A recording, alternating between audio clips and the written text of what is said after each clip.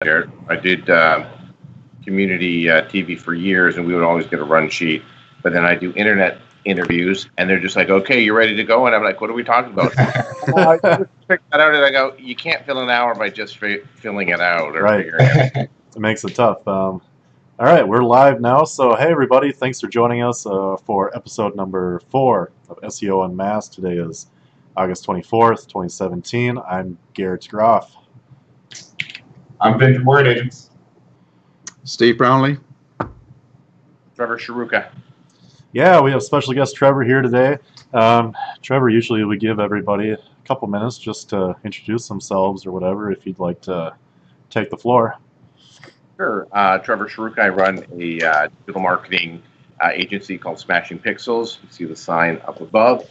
You can check it out, smashingpixels.ca. We also do a lot of other interesting side things. We started a training online seminar called Tweetstock. There's our fancy mugs. If you would have come to one a couple years ago, we gave mugs to people. That's when did a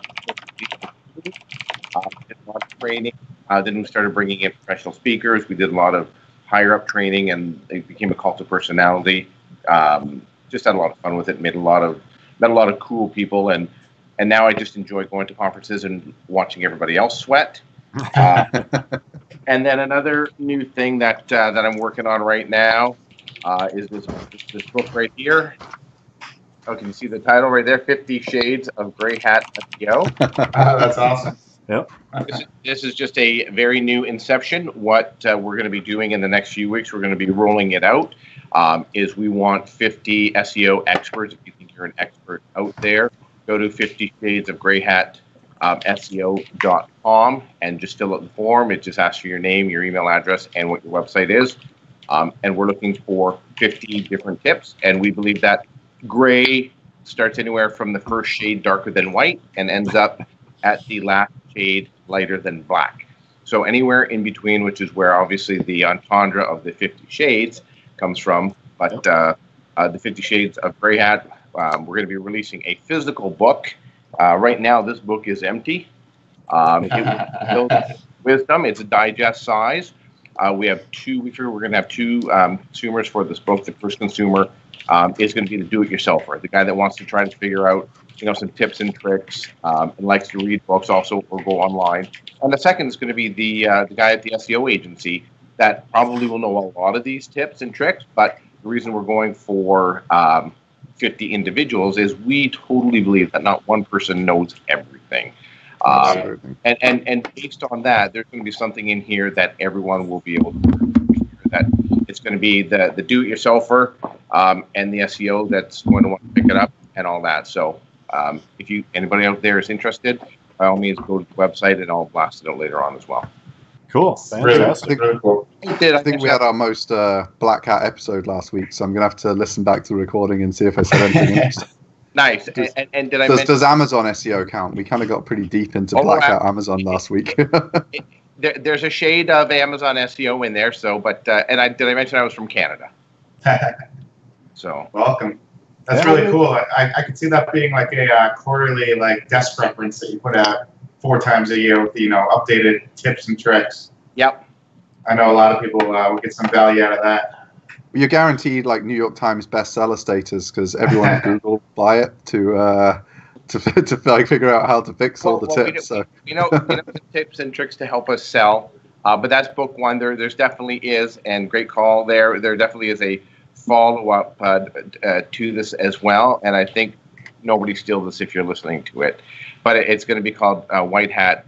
It's kind of a pun on the white hat versus black hat, and it'll be on this side. It'll be like black hat, and then if you turn it upside down, it's plain right now, and then it'll be white hat. Okay. So it'll be black hat on the side for half of it, white hat on this side.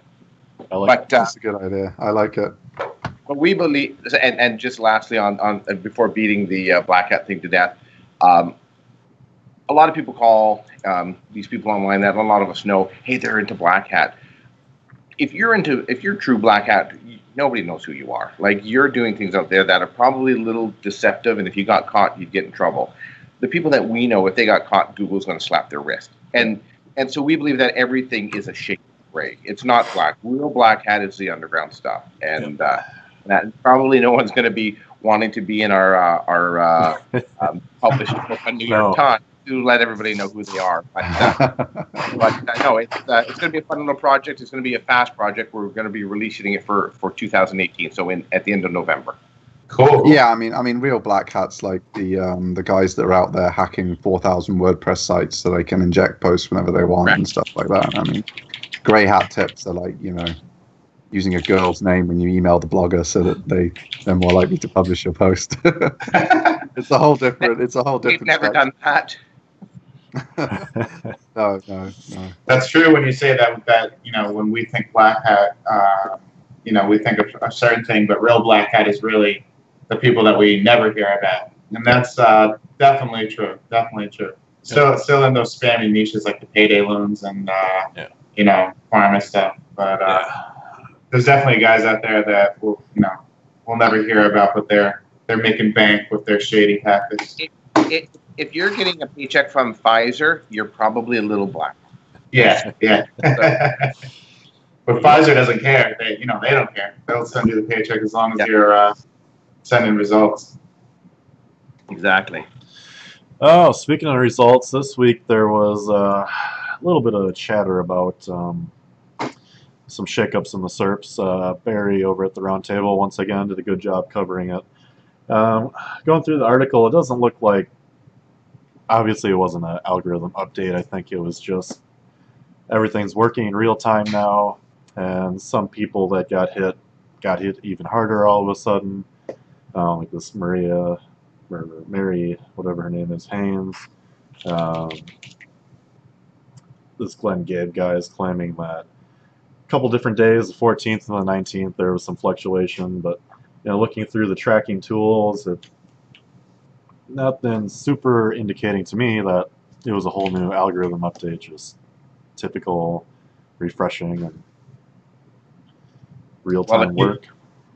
Yeah, I was checking my analytics accounts and maybe a little blip, but not even like a percentage point. It's pretty much the same as always.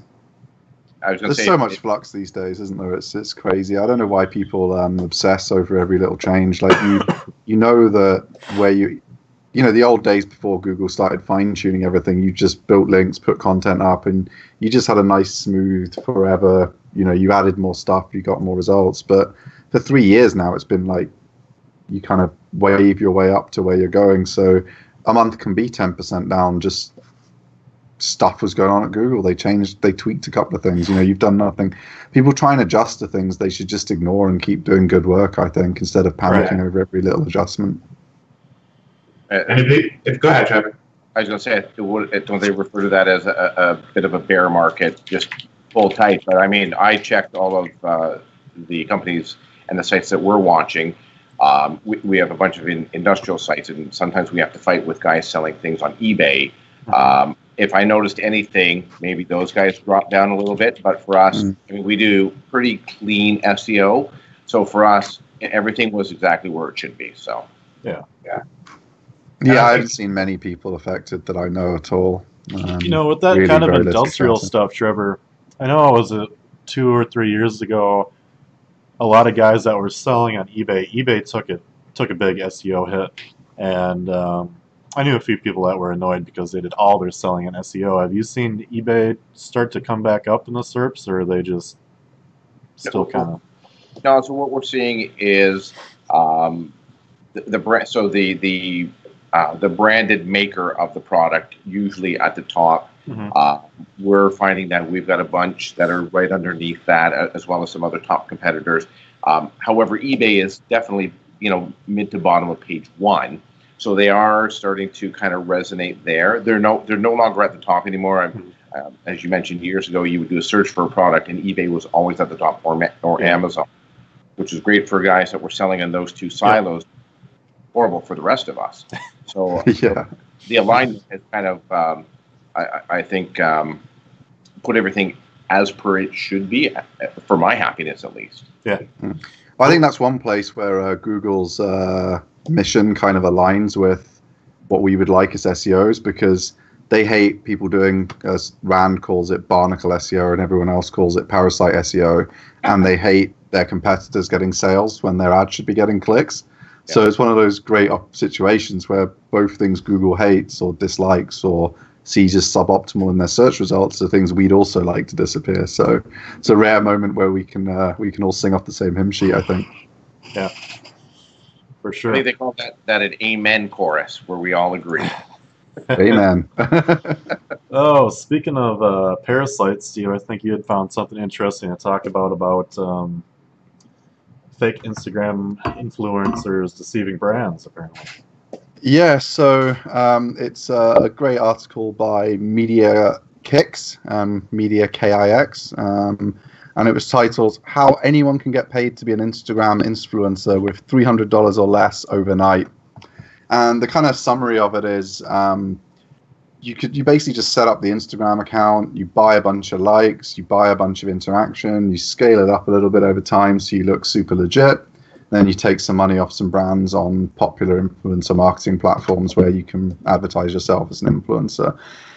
It didn't surprise me a lot to see it because we've had clients before try buying some reviews and things like that where they send their product out to these supposed influencers on these platforms and nothing ever happens from it. You know, they pay their $500 and it supposedly gets like 10,000 likes and gets seen by 1 million people or something, and somehow none of them click to the website or buy anything. It's like, well, I don't think so. I mean, we had like 100 viewers on this show last week and we got a sale. I think if you had a genuine million exposure and 10,000 likes, you'd be getting a bit more than nothing. But it was really interesting. I mean, it was such a simple process he followed. I mean, I'll try and show you some of the so people at home can see. I'll try and get this on the camera.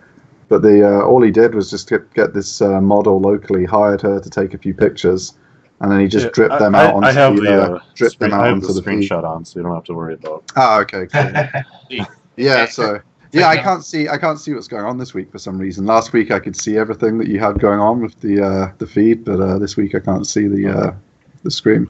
Even after I read the article, I realized that looking in the mirror, that's why I don't have 1 million followers. I'm not a pretty little blonde girl. Same here, Trevor. Same here.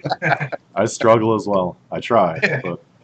Well, he says he paid her less than $300, so I guess she's not quite in the $1 million camp yet either. So probably you're richer than her at the minute. So, but yeah, it was really interesting just seeing how quickly you could build just dripping these posts out a profile that brands would believe in, and a lot of them are doing such broad brush mass outreach. It's kind of like we were talking about it earlier with link building. A lot of the link building providers just want to get a link on anyone with a site that has the DA or the DR metric, whatever they're looking for, and they don't care that it's just a site that's fake, it's been penalized 10 years ago, it's been through 9 owners by now, all that kind of stuff. And the same thing's happening in the influencer space. People are vetting them really casually, and on Instagram particularly, it's really hard to vet people's followers and see what's real. I know there's a few Twitter tools now that are somewhat useful, but Instagram, they're still really, other than manual review, which is obviously time consuming when you're trying to place 100 placements and burn your client's $1 million budget. You're not going to be reviewing an individual $500 spend. So there's a lot of scope for tons of these to sneak through, and it's kind of interesting. I'm not surprised we see a lot of poor results from some of these platforms. So yeah, I think this article kind of shines a light on the disconnect between big brands and their understanding of digital marketing. I mean, maybe it backs after them. Maybe they're getting conversions from these shady accounts, and they just don't care. And they'll, as long as the practices allow, they're going to keep it going. But I think they're just burning dollars, and because the traffic coming through these fake accounts can't be worth much to them at all. Well, no. Full disclosure: if I was given a Disney trip for my family and then I had to blog about it, I would take it. But if you guys remember, maybe it was the last year or the year before, and because I call BS on a lot of the amplification on social, but if you remember when Ellen was hosting maybe the Oscars, and remember she got everybody in behind her to take that selfie photo, and it kind of blew up the internet, and it was basically everything that every social media person wanted to do but couldn't, and it just proved at that moment that TV is such a strong medium still. Yeah. people to believe in. And social media is not. I mean, she takes one picture, she has 6 or 8 stars circling around it. It was that selfie, and it freezes the internet. So it goes to show that. So that is what I would call true, and that's not even influential. That's just true shareability factor. But still, it's tough. I mean, influential marketing. We've been hearing about that for what, 5 years now, and maybe all of us are too old and out of the scope for people that that would want to buy into something. However, we still have our influencers. If someone's like, hey, we read somebody that says, I'm reading this book this week, and then we go out and we order it on Amazon pretty quick because we want to be that person or know what they're doing. It works. I just, in the realm that we keep seeing it in, Facebook, Instagram, Twitter, I don't think it has. But the numbers don't lie, and people sometimes follow the big numbers. Yeah, I think it's where it works is exactly what you were just describing. It's people, it's micro influencers with very powerful impacts over their following. Like, if you were a big follower of a particular Python programming blog, and they were like, oh, you've got to switch from Django to Flask for your next project because X, Y, Z. That's going to be a boost for that project if he has, 100,000 readers or whatever. If a random Twitter celebrity in the tech world tweeted it out, like Rand Fishkin or something, who you don't really see as a coder, he's got a way bigger audience than that guy. He's got an audience of millions. He speaks at conferences. He's got his own show every week with, God knows how many people watch that. But no one cares. The disconnect's too big. Those micro audiences that are exactly in line with being able to give an authentic review of something, that has a huge impact.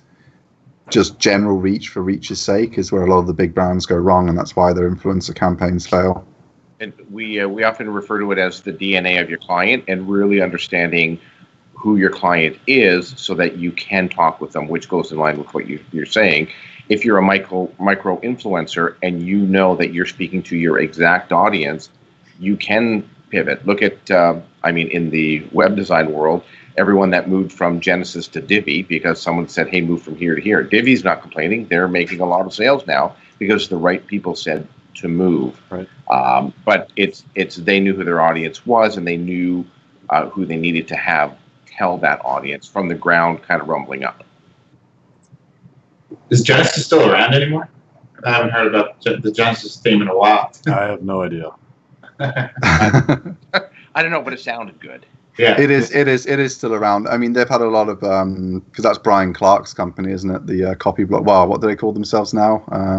Rainmaker Digital. They call themselves now. Yeah, I still see those themes pop up from time to time, but I haven't even seen them advertised. Did he ever end up doing well with Rainmaker? I know we tried it and it was pretty not okay, but yeah, it was like paying for WordPress at $100 a month with nothing else. You can get hosted Word. I don't want to update my plugins, so I'm going to pay for Rainmaker. It's like you just pay for someone with a hosted WordPress solution that updates your plugins for you for like $50, and it's half the price. So I don't know. It didn't seem like it was good for us. no. But yeah, I have no idea how well they did. I know he ran a conference, so I guess he must have got enough people to sell some $500 conference tickets. So. He must be doing all right. He's got a few mil in the bank, so I guess he's doing pretty okay. Oh yeah. One thing about this, what is it called? The Media Kicks article, is they didn't tell us if their strategy was profitable or not. So they did. Well, all they did was confirm that someone was prepared to pay them, and then right. Yeah, I think that was the point of the article. But I think it's a good PSA to let anybody know that's watching that strategy might just be a money pit for you. Mm-hmm. Yeah, I don't think any of our viewers are going to be hiring a model tomorrow to get their fake Instagram accounts up and running. It's maybe they are. In the comments, guys, if you're going to hire a model tomorrow, let us know. We'll get you on the show to tell us how it went. I think Jared's already on the phone. I think. Is he? He's got 5 models on the way, is he? speaking of spending money, I think we've all seen last year or so Google's starting to take over the local pack. They've changed it up quite a bit. They've started adding in the home service ads, where like if you got a plumber, it's going to be a list of ads first for the organic local pack, whatever. And obviously that got a lot of people worried. It's going to totally destroy local SEO was the whole thought. And Mike Blumenthal actually did a pretty good write-up about how, while it may be discouraging, for people who are doing more like local SEO on the white hat side of things, you know, you got gray, and you got the black hat guys that do fake listings and all that kind of crap. I never really thought about it, but he makes a really good point. This method, apparently, and there's some sort of leaked source or something, they're not necessarily doing these home service ads to block out the organic map pack. They're doing it to squash these assholes that are doing the fake listings to get lead gen sites up that are relatively useless websites. So I thought that was pretty cool, actually. Now that you think of it, makes a lot of sense. On the other hand, it's somewhat discouraging because if they roll that out through every niche, it makes it kind of tough to compete in a local. Well, they've tested it. They've tested it with the 3 map placements intact and a 4th ad listing as well. So they haven't settled on definitely reducing it to 2 map placements. So what Mike's talking about here is they're starting to do stuff where, let me see the exact phrasing, Google guaranteed. Right. They're going to be using phrasing that is, even if we show up in the map pack below the ads and get eyes on it, what's that do to the user experience where you see such and such plumber is Google guaranteed, and then you got Joe Smith plumber. Well, that's why we run. That's why we run Facebook ads for all of our local clients, so they recognize the name when they see them on the map pack. So the Google guaranteed is a paid. They're gonna have to pay to get that marker. Yeah. Yes. Yep. Yeah. It's a pay-per-click lead gen product, basically. So why can't the guys that are running the lead gen sites do that as well? Because they make less money. Yeah, I think that's really cheaper to pay Google directly. Gotcha. Like if you can get the leads directly from Google and a better listing for, I don't know, like $25 an appointment or something, and some lead gen guy wants $28 an appointment, and the client it's squeezing their margin is what it's it squeezes their margin, which is something. Or sorry, go ahead, Trevor. I was going to say, I think no matter what happens, wherever the people pivot next to say, hey, everyone do this because that's where we're going to get our, like first it was, you know, everybody wanted national listings. We all remember back in the day where we'd be like, hey man, someone called me out of state, this is cool. And then we realized that, you know what, we can't really sell so much out of state, we want to go local. Yeah. So then we moved it to local because at the same time, Google was trying to take over national. Then we moved to local. Everyone's focusing on local. And then Google's like, hey, there's money there. I mean, I would say, Garrett, that I would agree half of what you said with they're doing it to get rid of the guys running the fake ads. But the other half is they're doing it because they can make money. Sure, absolutely. And if all of a sudden tomorrow everybody decides that, hey, let's go to, you know, let's start running everything on YouTube because people want to see YouTube videos and trust people that way, then they're going to be selling the top 3 YouTube video spaces as well. So wherever the most noise is going to be, Google will tap that well and take all of our heart. I mean, we're the slaves. We're the ones that are getting everyone there, and then Google steps in and they cap the well from us, and then they tap it for them. I think they're very generous masters in that analogy. I think we've all done okay. Yeah. I mean, it's kind of interesting. Garrett was telling me a story from, we won't name them, of course, but in quite a big online community for marketers. This will shock you totally. Someone selling fake listings turned out to be a fraud and stole a bunch of people's money that paid him to do it. That made me chuckle a little bit when I heard that story. The scams never end, man. No, scams never end. What do you do? You don't feel too sorry for the people doing it, though. So it's kind of like one of those scams where you're like... Cost of business, I guess, whatever. Yeah, cost of business if you're a scammer, yeah. Scammers Anyways, get scammed. on to more user experience stuff. I think, Steve, you found a thread over on Reddit /r/big SEO. More SSL stuff for your website. I haven't had time to really. Is this anything different than what we've been talking about lately? Just, it's going to show you're not secure. I think I saw something about it might not show up on the main website, but if you're on like a form and it's not secured. This is where it's going from that first step. So Firefox and Chrome for a while, if you've been like on a login form on an insecure page, or any kind of form, if it thought you were giving personal data, it would say not secure underneath the data fields.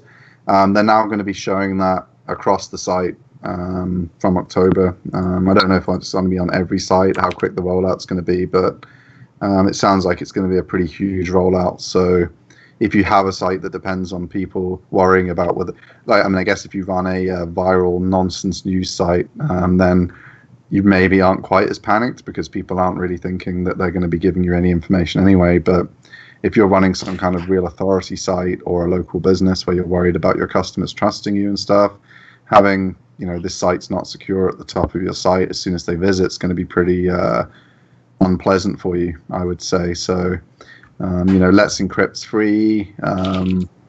Your current webmaster, whoever designed your website or whatever, I'm sure they'll set that up for you for a pretty reasonable fee. So it's definitely worth a phone call before October. I just wanted to include it because I think it was just something we hadn't covered on the show specifically, and it's quite a big date for everyone to be aware of, kind of like when the mobile-friendly stuff started, and that obviously had a huge impact on mobile traffic for people, and everyone was a little bit slow to the party. That was a pain, though, because you had to get a new website designed or get a mobile thing built.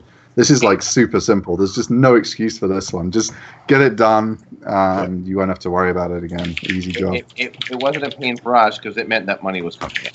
Yeah. Oh, yeah. We get, I just had a phone call yesterday. A lady gave me a call, and when you go to her site, it flashes out that says, the old one, your computer might be infected with a virus. Please call this phone number to have it taken care of. It's obviously rooted in her website.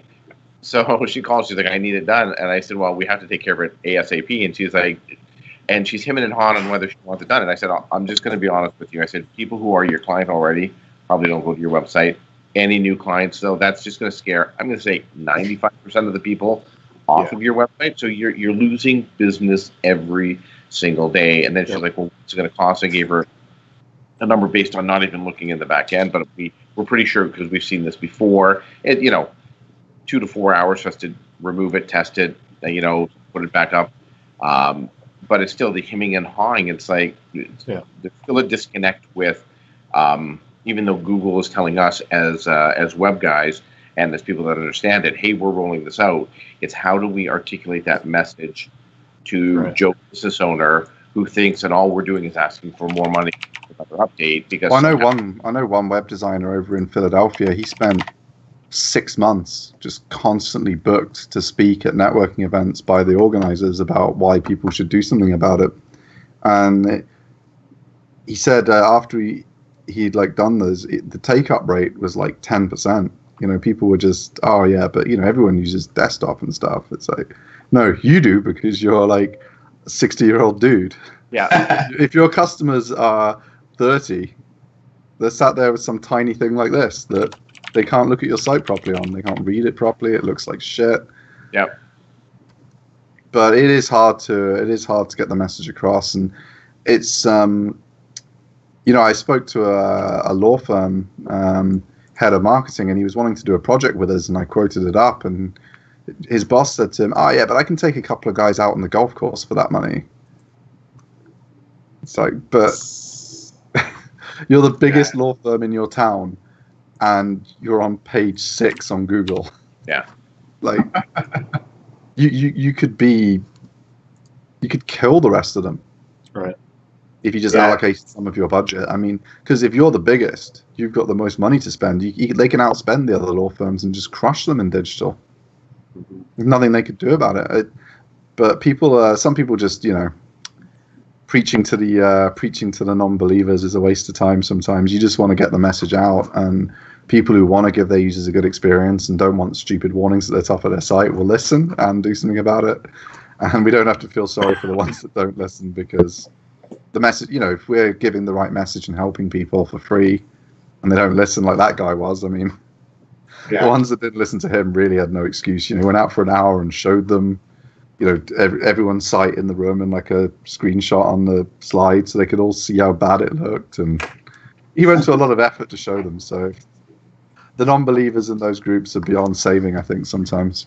Or the worst was after it would happen, they'd say, see, you can still see my website on the phone. It's like, yeah, but I'm pinching my fingers to read it. It said, we're still not preaching to the converted. You know how many sites are still not mobile friendly? It's huge. We did I can't remember which niche it was in now. I think it was dentist sites. And we found that 27% of dentists that are ranking in the first 2 pages still don't have mobile friendly sites. How do you guys feel about responsive versus adaptive? Where adaptive would be where it just kind of shrinks the website down to fit the screen, but responsive actually changes the actual visualization of the website depending on the medium. Do you think they're both the same? Well, these days with the tools and everything that we've got available to us to build websites that look good on every viewport, it's kind of silly not to take advantage of them and have your site look good at pretty much any width where you can. Yeah. It's so easy to be able, on the responsive side of things, to be able to figure out, okay, how do I want that to stack when it's mobile versus, just shrinking it down to fit. So, it's all about, Facebook is training our customers. And they figured out exactly, how big people want to read something on their screen. We have to adapt. Essentially, we're living in the Facebook era, so we have to adapt with the website view to what they're used to on Facebook, which means, this big of an article so that they can read it, font that's this big, not too much text, which is why, when social came up, all of a sudden text dropped off.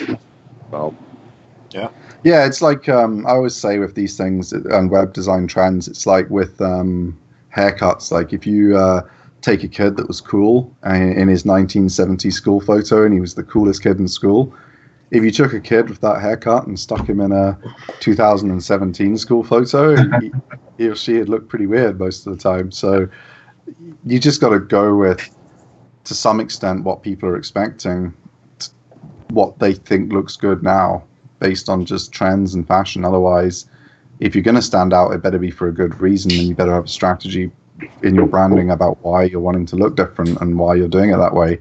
If you just look different because you haven't updated your site since 1993 or something, that's not a good reason to look different, Unless you're that one Asian guy that's got that site that's the worst website in the world. And oh my God, is that still around? I love just looking at that website. It's like the million pixel thing. Yes. Oh, that's well, he made $1 million, I guess. So yeah, that was funny. Makes you wonder. Yeah, I wish I had more stupid ideas like that. That would be amazing if I could just come up with crazy ideas like that. I have plenty of stupid ideas if you want to give me some money. Well, no, that was the point. He just did it. He got $1 million. Like you just need to go do all of your stupid ideas from now on. I want you for an hour a day now, just to be working on a stupid idea. When you tell me about it, it has to be so preposterous that I don't even believe you're doing it. I think I might be dead on day one. Isn't that what this is why I'm broke? That was kind of like a stupid idea. Like kid just like started, and now that's a huge website. And he's making bank. Is it? You guys know that website? No. This is why I'm broke. This is why I'm broke.com. That's a it's a really clever take on just while those guys are jumping on. It's a really clever take on affiliate marketing. So instead of being I'm going to review tablets or something, it was just, this is just all the rubbish I've bought kind of thing initially, and then obviously now he just reviews everything because he's got so big. But initially it was like the junk he'd bought, so he'd be like, I've got this crazy gold-plated Nokia that some basketball player has. I shouldn't have bought this, but it's pretty cool. Here's the affiliate link. And it was just, people got addicted to just scrolling. Oh my God, this is amazing. I'll buy it. Yeah. Loads of affiliate revenue. If you want to buy a pound of Starburst candy in one flavor, $9. Yeah, it looks like he redesigned it. I remember it just being this junky old website. It was, yeah, it really was. It was like a forever scroll like website, and it had the craziest stuff on there. But I mean, Reddit and Craigslist are still like super retro, and still huge sites. Yeah. Yeah. I mean, I catch my one boy. Well, I only have one boy. The rest are girls. But he watches these YouTubers, and most of it is just, hey, check out this new car I just bought. Hey, check out this. And he's always coming to me to go, Dad, they just bought this mansion. I go, okay, first of all, they're leasing it. They didn't buy it. Dad, they just bought a Lamborghini. I go, no, that's a monthly payment thing. Yeah. I try to explain to him that you don't go from obscurity to all of a sudden like multimillionaire like overnight. Right. But the fascination with these young kids looking at very much like this, and they get pulled in. First, it was the unboxing videos, which I thought were the worst videos ever. And then it's turned into now look at this, and then the other one is look at how crazy stupid I can do these stunts, kind of like a Jackass, but a friendlier version of it, or hide and seek in the Walmart store, so they can try and hide within it. But it really is a juvenile version of this is what I buy, even though that is also juvenile. There's a guy who, so I watch H3HD production. Well, I don't watch anymore because he stopped doing them, but he used to do the reaction videos where he'd watch those guys and just kind of mock them. And he was doing one for a guy who he buys a drone every week, fills up his pool and his garden with some random things. It's like, oh yeah, I've got 4,000 bottles of Coke in this pool, and I'm going to fly the drone into it and see what happens. And just every week, it's like the same stupid shit. Oh, I filled it up with pig's blood. I'm going to fly the drone in. But he gets like 50 million views and stuff every video. It's insane. I can't. I've got a couple little ones at home, and I cannot believe what they'll watch on YouTube. I can get voicing over the phone with the worst act, and I'll look at it, and look back at views, but I'll look at it and it'll be like 3.25 million views, and I'm like, man, I'm fighting to get 1,000 views on things. Yeah. First thing I've seen in my life, and they keep getting 3 million views on it. Like well, we just need to get some more of the pro YouTuber tips in here. So watch till the end. You'll never believe what Garrett does, but you have to watch right to the end to see it. You will not believe it. He looks like a pretty sane guy there, but when you see what he does at the end of this video, this involves a drone, 74 bottles of Coke, 3 tubs of butter, and a laser pointer. The last one, and a sink full of gravy. Last one I watched, which was last week, they had one of these bladder pools, an above ground pool. It's bladder, and then the dad comes out, and it's these poor parents that are dragging these poor kids around.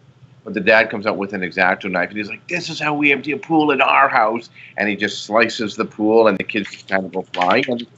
And first of all, I'm looking at it, and the conservative in me is like, what a waste of water and a waste of a pool, and I can't believe he did it. But he's just doing it for shock value. Yep. Yeah, I didn't mean to laugh, but it sounded pretty funny. So yeah, I think that's the thing with some of that stuff. It's just pointless escapism, and especially for the kids, they've become quite. Like I know. Some kids of friends of mine who've got older kids than me, they'll just sit and they go around to each other's house to sit on their phones together watching YouTube, different videos, and just rabbit onto each other about, oh, this guy they would be like that, but we can do it for 5 minutes. They do like 5 hours of that. They don't want to go out. They don't want to. I could do like a. Okay, I'm trying to. We should do like a Siskel and Ebert. Remember the thumbs up and thumbs down for the movies, but this will be on YouTube videos, and everything would be thumbs down. There's another $8 idea for anyone watching.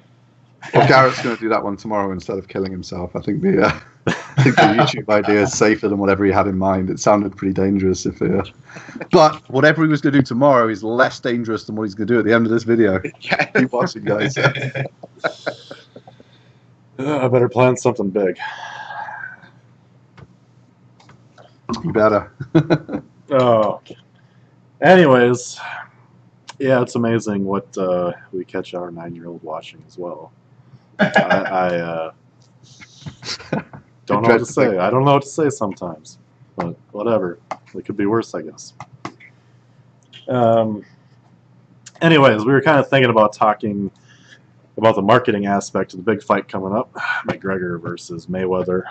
It looks like the odds are still in Mayweather's corner quite a bit, but 85% of the bets have gone on McGregor though. Yeah, all the gambling money. One of the bookmakers over here said if there was a famous day in England, because I guess you guys probably don't know about English horse racing too much. There was a famous day in horse racing in England that almost wiped out, I think something like 25% of independent bookmakers went bust on this day. Frankie Dettori won 7 races in a row, and he was on a big winning streak at the time, so loads of people had that 7-race accumulator. And he was trying to like do this record, and he was flying between all these different racetracks to ride specific horses to give himself the best shot. And he did the 7, and it destroyed the betting industry. You know, they had their worst year ever that year on that one day. And one of the bookies over here said if McGregor beats Mayweather, it will be 2 times worse than that day in horse racing. I think it's going to be interesting. I was when I read Garrett's note about this. I mean, normally I would go anybody other than McGregor because he kind of shoots his mouth too much, and his hype machine it eclipses his ability sometimes. But Mayweather also shot his mouth about 10 years ago. He's calmed down now, but I think it'd be interesting to see who's making the bets. I'm going to think that anyone that's 40 and up is going to have their money on the 40-year-old because they're going to want to teach this young punk who's just kind of shooting his mouth off a thing or two about the world, and any younger person I think is going to bet McGregor. I personally think it's going to be Mayweather. And Mayweather goes to the distance. He's not really a knockout king, but he can go the distance. And I don't think that McGregor has been hit as hard as what Mayweather can hit. But also too, I don't know. I mean, in terms of the hard hitting, I mean, remember McGregor's been in against someone who would be a light heavyweight or heavyweight at boxing. That's true. Was hit by him with 4-ounce gloves, and he couldn't knock him out. I think McGregor's, he's fought with people who are much, much bigger than Mayweather. So I think any idea that Mayweather can knock him out or hurt him is a nonsense. But all those points Mayweather scores, if it goes 12 rounds, he has to knock Mayweather out. If he doesn't knock Mayweather out, he loses like 12 rounds to 0 or something. I mean. And can McGregor last more than 4 rounds? I mean, if this is because UFC fighters, what are they? Is it 4 rounds that they go, or they fight 5-minute rounds? So he fights 25 minutes, but remember it's 25 full action minutes. Whereas in boxing, you can take a round out and run away from the guy for a bit to get your breath back if you get a knockdown, which we saw with that British boxer against. What's the prize for the winner and the loser? Like, do we know what they're both getting? They're expecting Mayweather to make about 200 million if he wins, and McGregor to make somewhere around 40 to 50 million, regardless. More if he wins, but Mayweather has most of the bonuses, and he had all the negotiating hands going into the contract. I mean, without Mayweather and his 49-0 to go 50-0 record, there's no fight. Yeah. If he was fighting some random boxer, there's no fight here. No one cares. It's Mayweather. When we look at it from a marketing aspect, they're just cashing in on their brands. So I mean, that's all it is. The reason I thought it was interesting that Steve brought it up today was, I guess I had never really realized that. I saw an ad today, and at the bottom of it, who sponsored the ad? Mayweather Productions, McGregor Industries. I never really put it together that these guys own marketing companies. Well, the other thing too, as you're scrolling through the Facebook, McGregor's ad will come up where he's like, "Hey, boxing fans," and I found it interesting that because I quickly moved over because it auto started. I'm like, "Oh, I don't want him swearing. I'm in public." But then I scrolled down later when I was by myself, and he was very clean about it. Hey, if you want to buy, because he's trying to sell tickets. He wants to sell that $99 experience. So, I mean, he's a good hype man. We already know that from I think he really overdid it on that first Diaz fight. Dana White, I think, has been backing a lot of people who have been losing. So I think MMA, I mean UFC, I mean it's a massive brand. They just sold it and made way more than they bought for it. But I think that when MMA was going up, UFC was going up, boxing was going down. Now we got the super heavyweights are coming back into the boxing world. Yeah, boxing flipping back up. This is two great sports where each battle to say which one is. It's kind of like the NFL versus the CFL. Which one's going to win, and right. Except they do a different sport, really. I mean, it's a good analogy. It's a good analogy. Yeah. But in CFL it's a 3 down, and NFL it's a 4 down. So okay, yeah. There's some differences, but I think it's not going to be something where they ever really have a huge amount of overlap where they can't both exist. It's like saying boxing competes with WWE or something. They do to some extent because it's entertainment budget, but really there's a core, like you were saying about the ages of people, what people grew up with, what was popular, and then of course there's the young kids coming through now again at the heavyweights, which will bring a new generation of young people into boxing and stuff. But I think what really interested me was Mayweather after the kind of the tour finished and everything, and they did their final interviews and stuff. He put out a documentary, sorry, not Mayweather, McGregor, the documentary, the Conor McGregor story, and it's like a 29-minute documentary about his struggles in Ireland and his amateur boxing, and I just thought that was really clever, and it's really heavily being pushed on YouTube. It's like he's obviously paying for ads on there, the featured slots, and it's just really interesting to see the fight game move into the new technology like that and actually make a kind of almost, it's too short for TV, but it's just the kind of ideal length for people to casually watch on their phones on YouTube and stuff. It was kind of a good play, I think, from the ticket sales perspective, doing that kind of made for YouTube show. They're masters of media. He also knows the life cycle of a UFC fighter is incredibly short, even if they win. I mean, we were the proud national flag wavers of George St. Pierre, who came out and he was like, the everything guy. I mean, that guy was crazy good, and that was really only 4 years ago. He had some fights before that, but he peaked, and then he kind of disappeared. At the same time, McGregor was peaking, and they all kind of go up and down.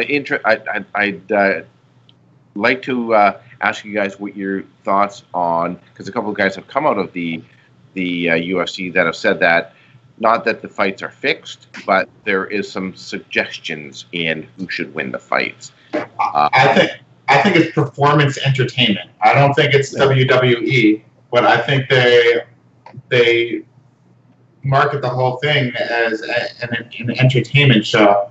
Case in point, when you go out to the bar, you're not just seeing the guys or just the true fans of MMA. You're seeing the guys with their girlfriends or their spouses or whoever. Yeah. And that really speaks to the entertainment value as above and beyond just the love of the fight itself. So you see some of the guys' faces though after the fights and stuff. I think Dana White's a genius, and he's getting a lot of criticism from a lot of the major commentators in the industry about making fights for TV rather than making fights for who deserves the spot. And I think that's the kind of rigging that's going on. People aren't fighting who they should be fighting. They're fighting who sells the most tickets. And in the short term, that wins. In the long term, you crush future rivalries because people who should have been on the card don't make it. Yeah, do you remember when Tyson fought Larry Holmes? Remember that 28 seconds? And that was Don King doing the same thing. Exactly. Tyson wasn't at quite the draw yet, and Larry Holmes had a massive name. So let's put this huge boxer in the ring with this young up-and-comer and do it. Larry Holmes had no business being in the ring with Mike Tyson when he was, Mike Tyson 24, Larry Holmes 42.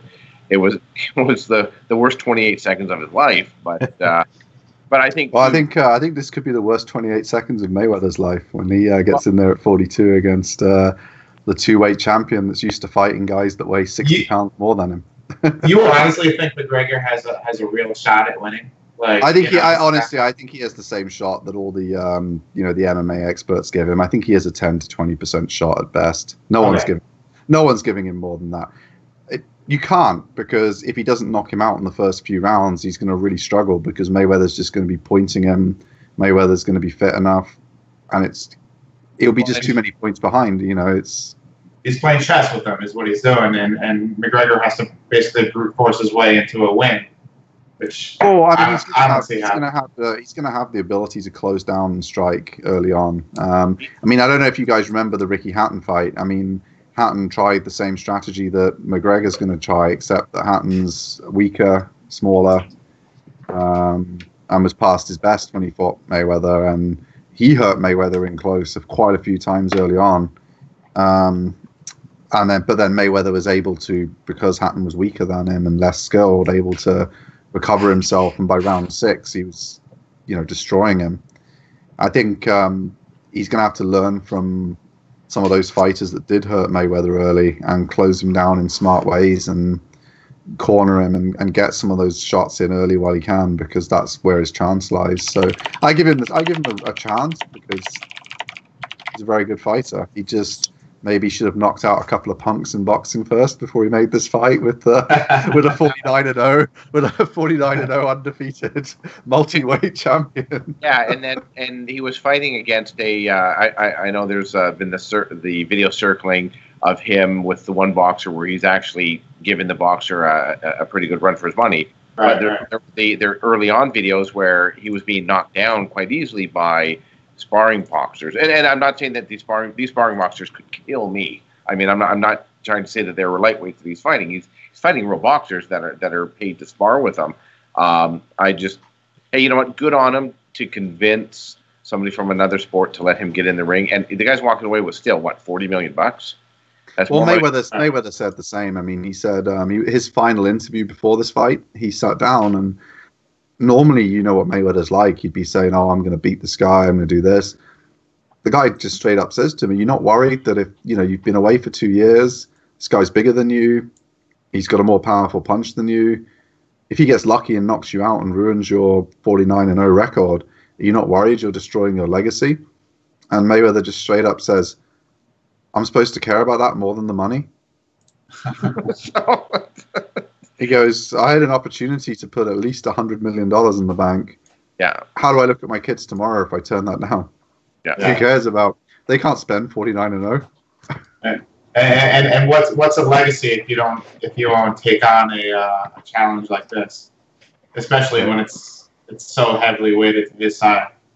I think he fancied it a while ago, to be honest. I think when McGregor first started dropping his name, I think that's the key actually as well. I think. Those little social media mentions when McGregor just kept calling him out, I think that got onto Mayweather's radar a little while ago and needled him. And the fact that true.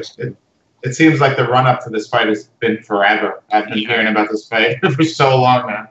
The marketing runway has been huge. And this is a fight where you're going to have fringe viewers of, like my sister-in-law and brother-in-law. They were they order in every single fight.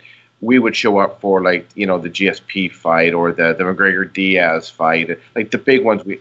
So we're, I would say, a fringe watcher of it, but this is going to pull myself and my wife and the two older ones where we go out to a sport bar that the kids can get into, and we'll sit there and we'll watch it. And that's the value of the marketing. They own the sports world marketing right now. Yeah, so that's like akin to the Super Bowl too. You get the fringe watchers that don't really know what a first down is, but they'll be out partying all day for the Super Bowl Sunday.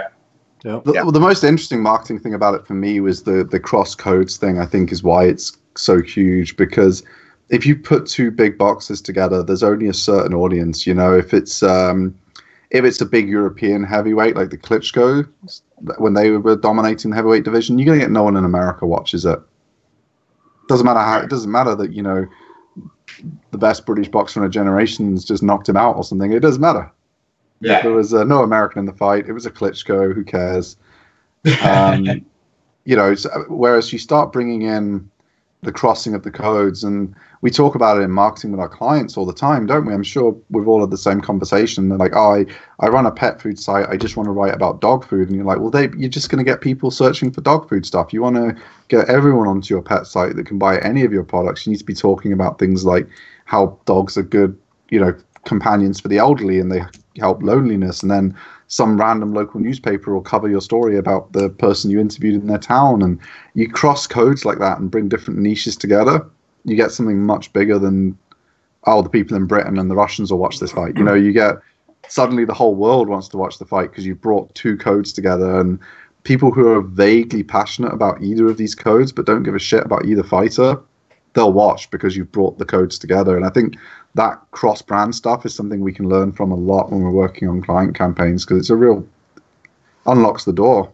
And if you think about it, I mean, they're owning the space right now. So they're bringing together,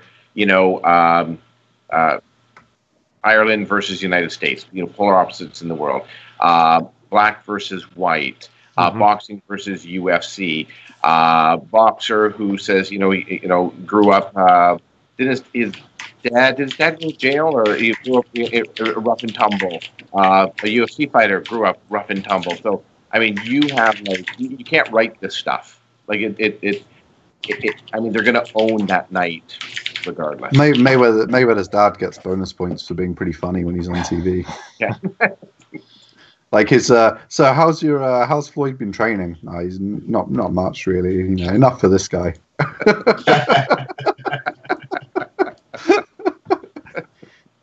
Oh man. It's like, yeah. He's like, I could knock McGregor out. But you're right. This is everything we say to our clients when they want to dominate or own a space or own the internet for the day, and yet they want to do the same thing they did last week, and the same thing that all of their competitors are doing. It's like you're not going to own the internet, own the space, own the day, doing the same thing. It's the insanity thing, doing the same thing that everyone else is doing, expecting to be different. Right. So, but what after this fight? What do you do next? Well, that's a problem for boxing. It's not really a problem for these two because they're going to be pretty set after this fight. I know they both have big interest in promoting younger fighters. I can't remember the name of Mayweather's protege, but he's got that kid that he's guaranteed the world is going to be a undisputed champion in a few years' time. McGregor wants to promote boxing fights through McGregor Promotions. So I think they both have their eyes strongly on the business game after this fight, as much as anything else they might do in the ring. I mean, I'd be surprised if McGregor fights 10 more times. Did you say that McGregor's promoting boxers under he's McGregor? He's looking to promote all code fighting under McGregor Promotions. He's going to box again. He's already said, win or lose, he's going to box again. I mean, he's going to box Magliani. Those two have set that fight up. And again, I mean, that whole thing's a setup. I mean, but he's not done with MMA though. He's not. He's going to go back and defend his title. Well, he says he's going to go back and defend his titles. I suspect it may take a significant amount of extra money from Dana White to, or a contractual obligation he can't get out of to go back and. I guess though, I mean, he's currently in a different class from anyone they're going to put him in the ring against. So I guess he doesn't feel too much danger in the at those, because he's got much more power than the people he's fighting currently, having fought up people at higher weights and stuff. So, how many titles does he own right now? He has the featherweight and whatever the one above is, welterweight, is it? Welterweight, yeah, welterweight. So if McGregor wins, does he become a 4-time boxing champion as well? No, he becomes a one-time boxing champion. Boxing becomes an embarrassing joke overnight, and Mayweather's legacy's ruined. Is the belt? I for some reason I thought Mayweather has no belts. He's been retired for 2 years, so this is a pure money game, entertainment event. Yeah. Mayweather can't win his titles. Mayweather doesn't have a title to lose. So, although I'd love to see, Dana White should have put that up. So Mayweather had to, if you beat him, you have to defend Conor's titles in the UFC. I think George Foreman's still around looking for a fight. So. Oh. Grill sales are down. I think that grill does pretty well. I've got one of those bad boys. Did Foreman win that fight when he came back when he was like in his 40s? He won a bunch of them. He did, right? He was back for like a year or two. Yeah, he did it right actually. He was quite. His thing is he's got a great punch. So yeah. Well, if he doesn't land one of them, he's just out of luck. But you know, I wouldn't. The heavyweights don't move awfully quickly though. They tend to land on each other. That's funny. Okay. Well, moving on. Trevor, do you have a charity you would like to have us give some money to this week? Yeah, I mean, we've my family and I have done a lot of volunteering to help people who are less fortunate. So and worked at soup kitchens and all that kind of stuff, and food, and donate time and energy and money for food banks. So if there's I'd love it for our local food bank, but if there's a local food bank in your area, but the Brantford Food Bank would be the charity of choice. Okay, cool. You got we'll take care of that for us. Yep. Have you got the link, and we'll share it with the viewers as well? I think I found it. Bradford, Ontario. Yep. Yes, sir. Yep. 1 second. Yeah, there we go. Cool. That'll work. $20, right? There we go. Yep.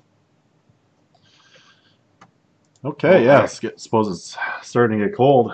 September here. That's when it starts to get cold in Minnesota, and you're a little bit further north, huh? It's nice. You can sleep with your windows open and you're off. So. Yep, that's the first day today. That's what I did. Yep. 69 degrees out. Can't beat it. Yep, that's a bonus. Did you get sun in England, Stephen? We do. Yeah, it's England's never too hot, never too cold. It's just always meh. It's okay today. Yeah, it's just always all year long. It's always. I mean, we don't. Where I live in the Midlands, we don't get a lot of rain. So the kind of thing because everyone goes to London and stuff. In London, it rains a lot more in the southeast. The Midlands is quite dry, so it's generally just whatever. You could wear the same clothes all year round and you wouldn't notice really, except we have like the odd couple of weeks when it's too hot. You couldn't wear a jacket or whatever, but most of the year it's just like, yeah, it's fine. And you guys didn't experience the eclipse the other day. No, that was powering its way straight across you guys. And well, I think Trump had a stare down with it. For you guys. I saw that picture was really funny. That was the greatest picture ever. Everybody's like hacking on him, and I go, Trump just did something that only Chuck Norris could have done, which was stare down the sun for an eclipse. Yeah. And win. So. Well, the eclipse is gone, and Trump's still here. So I think there's only one winner in that one. So yeah, I didn't bother to look into it. I assume he went outside and looked up and put his head down or something, or was that a totally different? Do you know what? That picture is taken 1/29th of a second for that frame. So it could have just been, up and down. Yeah. And also, as you can see, there was sun on his face. So it wasn't the eclipse part where the sun rays come out of the side and they're supposed to be the brightest. Yeah. I mean, I looked up at it because here's the thing. If it blinded you, we all know what people in North America are like. When you tell them don't do something, they're all like this. They'd be looking up. Half the people would be blind in North America. So I think it was a bit of a, I don't want to say a hoax, but I just think well, if something causes slight eye damage, if you look at it like for a quick bit, if you warn people, they'll have a quick look. If you don't say anything, some people will camp out there, put their feet up, and stare at that bad boy for the full eclipse until they're blind. Yeah. So you got to overwarn, and then you've just got some people with a bit of a sore eye instead of you literally have everyone just. You have a trailer. It was a trailer dog that followed you for a little bit. That's all you have. I think it's most dangerous like when it's the sun is completely covered, and then that's when you don't want to look at it at all. But up until it's completely eclipsed, you can get away with taking a peek or two, as Trump did. Trump literally said, "Here, Melania, hold my drink," as he looked up at the sun. I posted a picture in our chat. That's pretty funny. But But yeah, I remember that happening when I was like in 2nd grade, and I think this is it's coming back around again. Yep. Yeah. Oh, speaking of reminiscing, I'll be sure to fly over and look at the next one. what do you guys had to review this week? Who wants to go first? You go You're first. on the list. Well, as I was telling you guys yesterday, I'm starting this cool diet that isn't really cool. Have some acid reflux problems. Not supposed to have alcohol, caffeine, nicotine, vinegars, all sorts of shit. Wow. So Stephen would be dead by now if he was on your diet. Yeah.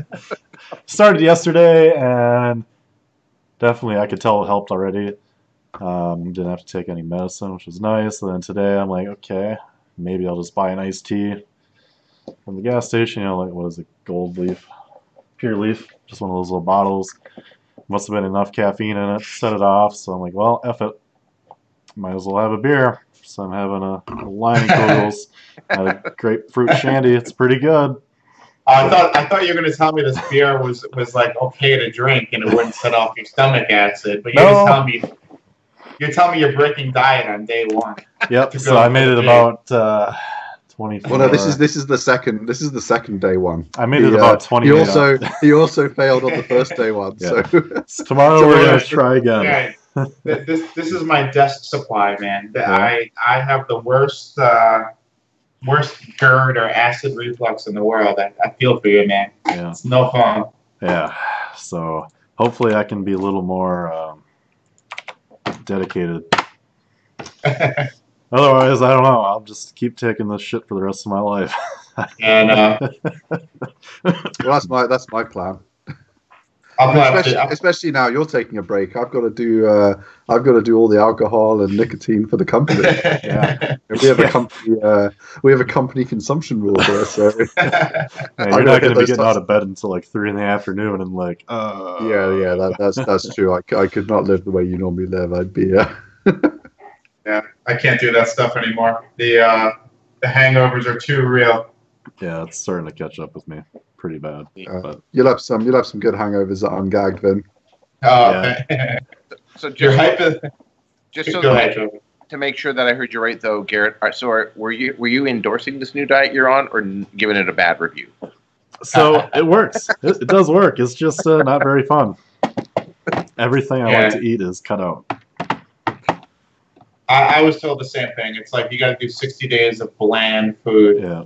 But you know when your dog is puking and you got to feed it chicken and rice. It's basically the same thing for what we got to go through right now. Yeah. So it's no fun, but sometimes you just gotta bite the bullet. Yeah, I was supposed to start this diet about 6 months ago. so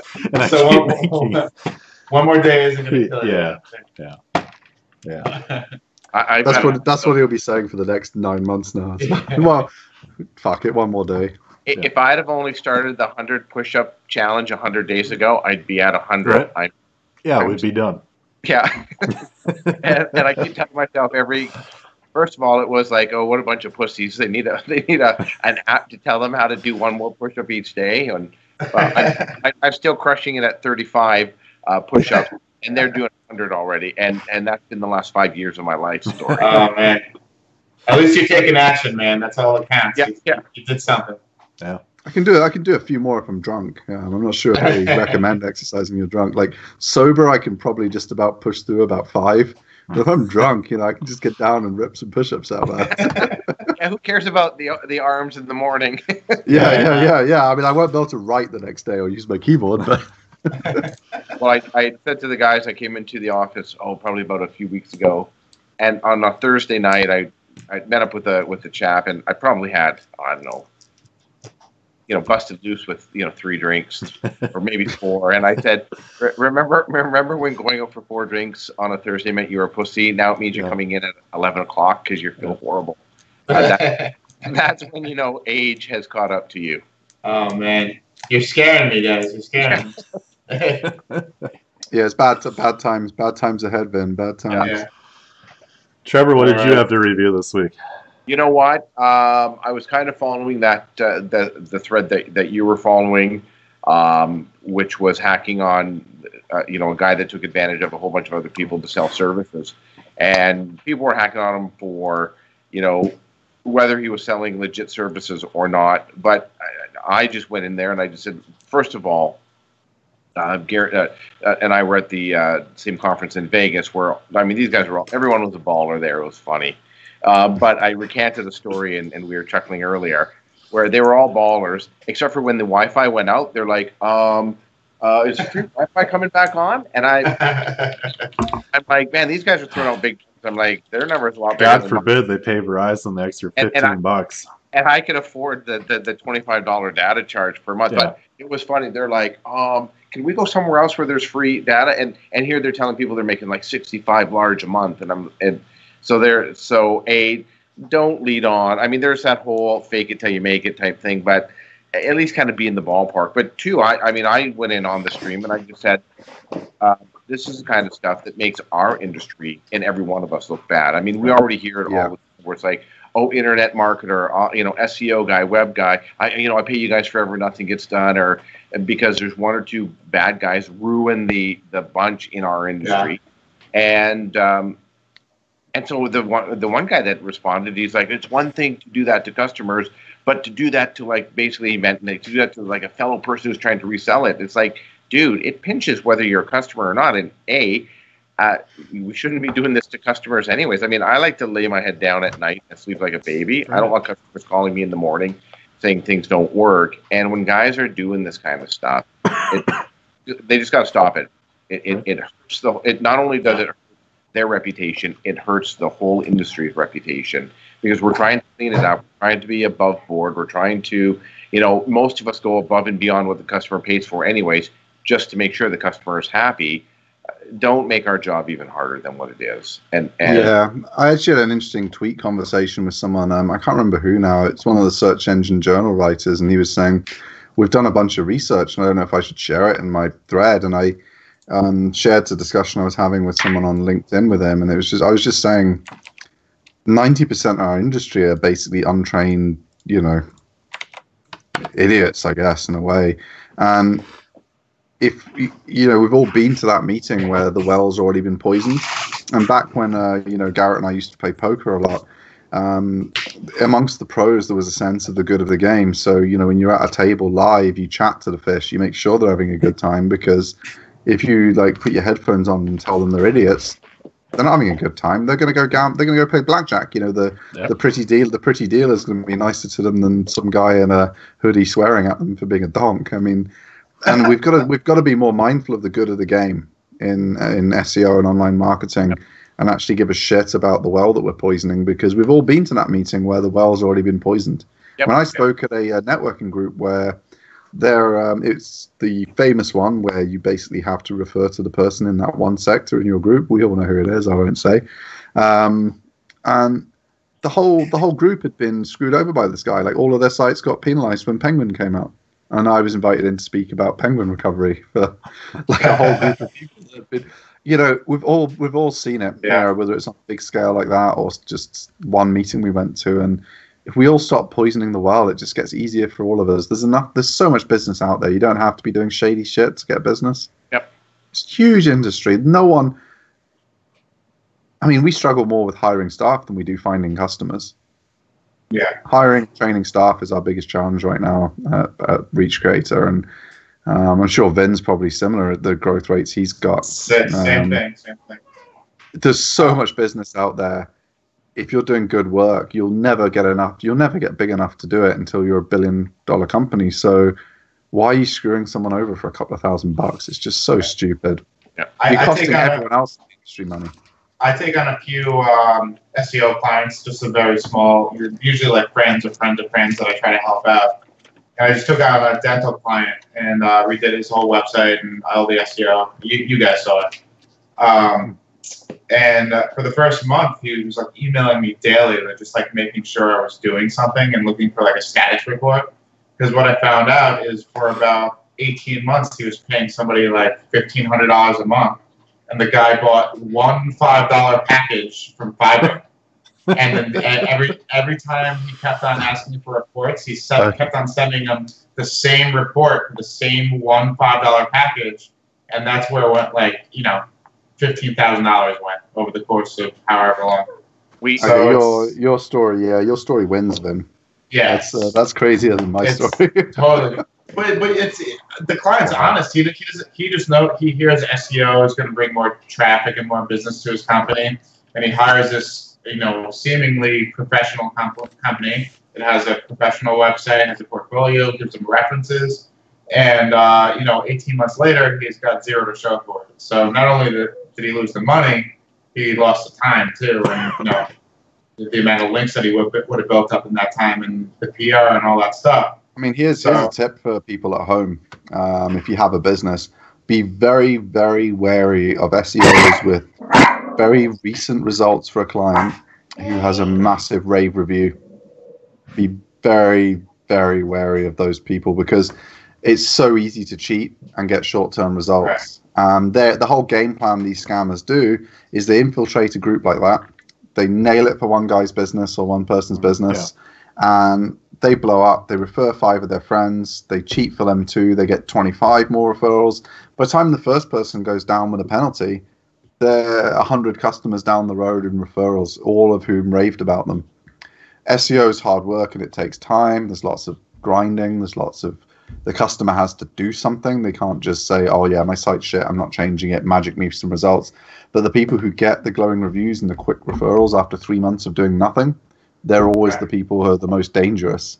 So it's different from other industries because the person receiving the results can't objectively identify things like, is this backlink profile that I've just been given a risk or not?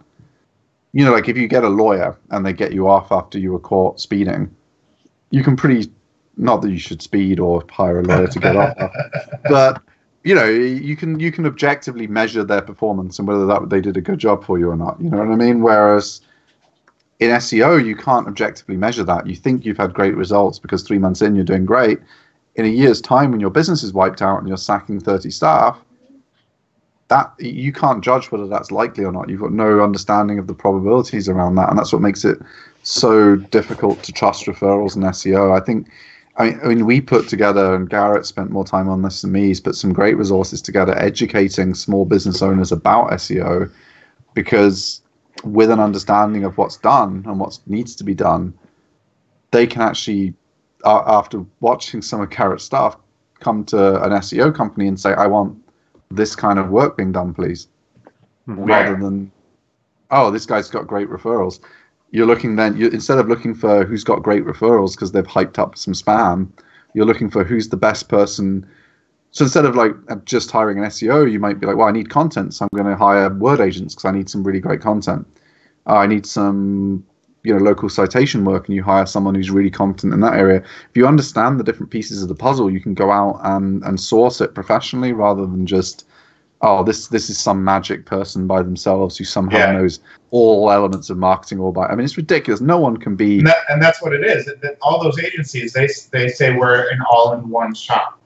But it's like 3 guys. How can you be an all-in-one shop if you're 3 Oh yeah, you're a creative genius. You're a PR master. You're a writer. You're a nonsense. No one has all those skills, and if they do, they wouldn't be selling local SEO for $1,000 a month. They'd be rich. At the end of the day, all of that talent, you wouldn't be doing that. I mean, come on. At the end of the day, it's really the fact that most mom and pops and most small businesses just have zero idea about what we do. They just heard that it worked, so they want to dip their toe in the water and try to get some of that, you know, some of that love. But I don't blame them at all. I mean, that's why. You know, I'm saying really, you know, we want to give knowledge away for free to these people to help them. And I blame the people in our industry. I blame the 90% who are poisoning the well for the rest of us 100%. Yeah. We started focusing on just low-hanging fruit because not that it was easier, but nobody goes after it. Everybody wants the niches that pay high. And so we split from, we have Smashing Pixels, but then we started Smart Simple SEO, because too many times we'd see in the chat box guys saying things like this, and again, poisoning the well. Hey guys, my customer after a year wants to see all these reports of what I've been doing the last year. I've been charging $1,500 a month. I haven't done anything.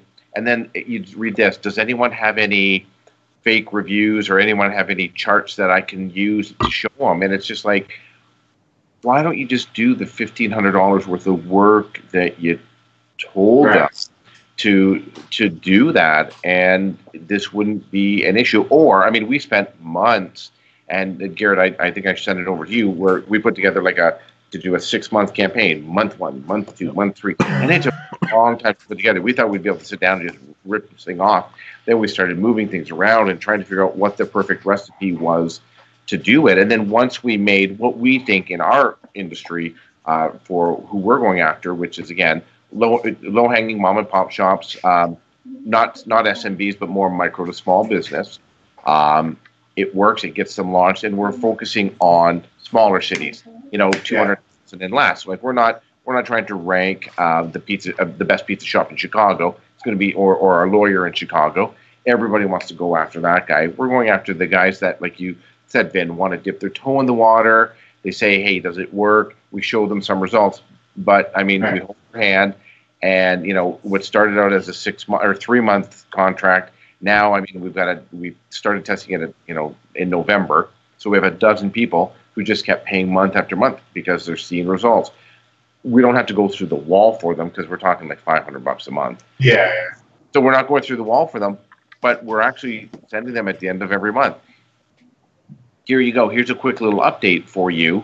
Have a great month. We'll send you another one in a month, because I never want to be a month or a year in and have to produce 12. Do you know how long it would take to produce 12 reports month after month after month to show a trajectory of what they're supposed to do, as opposed to just setting everything up like you're supposed to, and there's no code of ethics in our industry, and that's the problem. No, there's nothing that says this is what it should be. And the mom and pop clients, they just want to feel like you're taking care of them.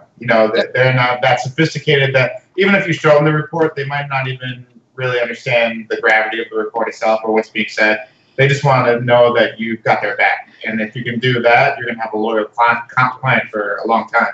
We screen grab and we use arrows. This means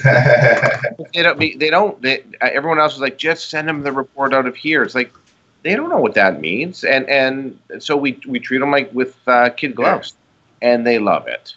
And they might not even have the time to learn what that means. They're running a business too, so you have to understand. They just want the brass tacks. Tell them, what you did, what the improvement over month is, and how you went out on a limb for them to do that little extra. Yep. I would definitely say that to everyone who's running an SEO business or a marketing business here. The challenges you face just to stay on top of your business and to deliver. I'm talking to the good people here. If you're a scammer, you should just hang up now. Don't watch our show. But you know how much you've been through trying to run your business and be successful. Why would you expect someone who's got the same challenges in their own business to also be able to learn yours? Do you know what I mean? Yep. It's too much. You have to give them enough knowledge to understand the processes and the actions you're doing, the same way as someone coming to install a new lighting system in their office would explain about, this is the energy it's going to use, this is the brightness, here's how it'll feel for a worker, so they can make an objective decision and then get on with the work. You can't expect them to understand everything, and you've got to take some of that weight off them as part of your ongoing customer management process, or you'll lose the clients. So just so that we don't feel horrible about us, I do have a customer story to show that customers also have to understand what we do. Takes a lot of work, a lot of heavy lifting at the beginning. I had a client, I'm using the word loosely, I had a person call me and said, hey, we'd like for you to come on over. We want to talk about a marketing strategy going forward. We have a billboard to do. We like what you did. You guys are recommended. Okay, no problem. Go over there, have a great 1-hour conversation. And then I said, okay, how do we want to move forward with this? And they said, well, can you come back with some scope of some design, a marketing plan? And so I politely just said, okay, well, first and foremost, and just so that you know, we're not really in the business of creating things for free. Just because they're like, and then if we like you, then maybe we could use it. And I go, we're not in that business. Yeah. if that's what you're looking for, I will gladly just say, hey, thanks a lot for having me over, giving me a coffee. It was a great conversation about your industry. And the one partner had left, but the other one was like, oh, no. Well, what kind of a budget are you talking about? And I go, listen, my guys have to do some thinking, some creative, I go, can you just throw $500 towards this? Just some seed money that our guys are going to do a lot of, research on and put something together. Yep, no problem. Yeah, that's totally in line with it. Okay, no problem. Come up with, have a second meeting, come up with 4 different samples and show it to them, and they like one more than the other 3, and we do some quick edits and revisions, send it back to them after that, and start to follow up. Hey, listen, can you just let us know how everything's looking? Because we showed you the first proof, but then from there we just build on it. And nothing. I think there's like a half a dozen emails emails pushing out. Nothing. And then all of a sudden I get an email that says, oh, our assistant, we've lost our assistant. We're putting everything on the back burner. So I'm like, oh, okay. I go, no problem. We did talk about a billable, though. We have some time. Do you want me just to you for it? To which all of a sudden it turned into, we didn't hire you. We didn't realize we were paying for this. We didn't do this. We didn't do that. And it's like, guys, like we have an office with staff and employees. We've had multiple meetings, multiple emails, multiple proofs. Like, do you really think that people are that desperate that we need that? Like you said earlier, Stephen, there's so much work out there. We're not looking for free work. Right. And not in a million years. I'm talking to the customers who are watching that are thinking, hey, I want somebody to do free stuff. If you're looking for free stuff, let the person know up front. We will gladly give you free stuff. We give free stuff away all day long.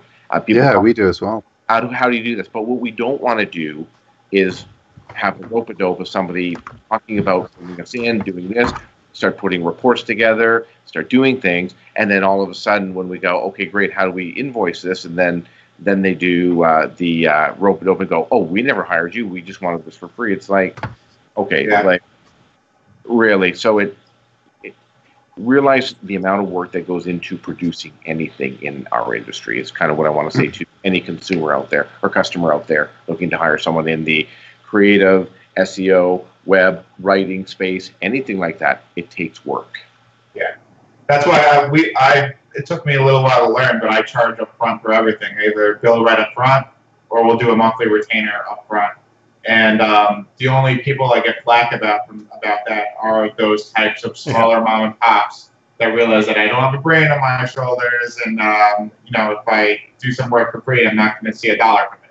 So the clients, all my repeat business, are completely happy to pay up front because they know the value that I'm going to provide to them ahead of time. It's usually those guys that are trying to scam you that don't even see the value that you provide. And they're just trying to get a freebie. And what made me more upset about it is, one, it's the first time in years that this has happened. Two, we're talking about a few $100s. Like, we're not talking about the end of the world here, but just all the passive aggressiveness that came from this, which was It sounds like you did about, to be fair, $1,500 worth of work, though. I mean, you were doing the $500 as kind of a loss leader to get them on board, and that was still too expensive for them. It's like, you got $1,500 worth of work for $500. Come on, buddy, stump up. Yeah. You know what I mean? Anyway, I suppose I better do my review quickly. Let's go. Get onto the so we can get onto the don't tweet this. Mine's really quick and simple.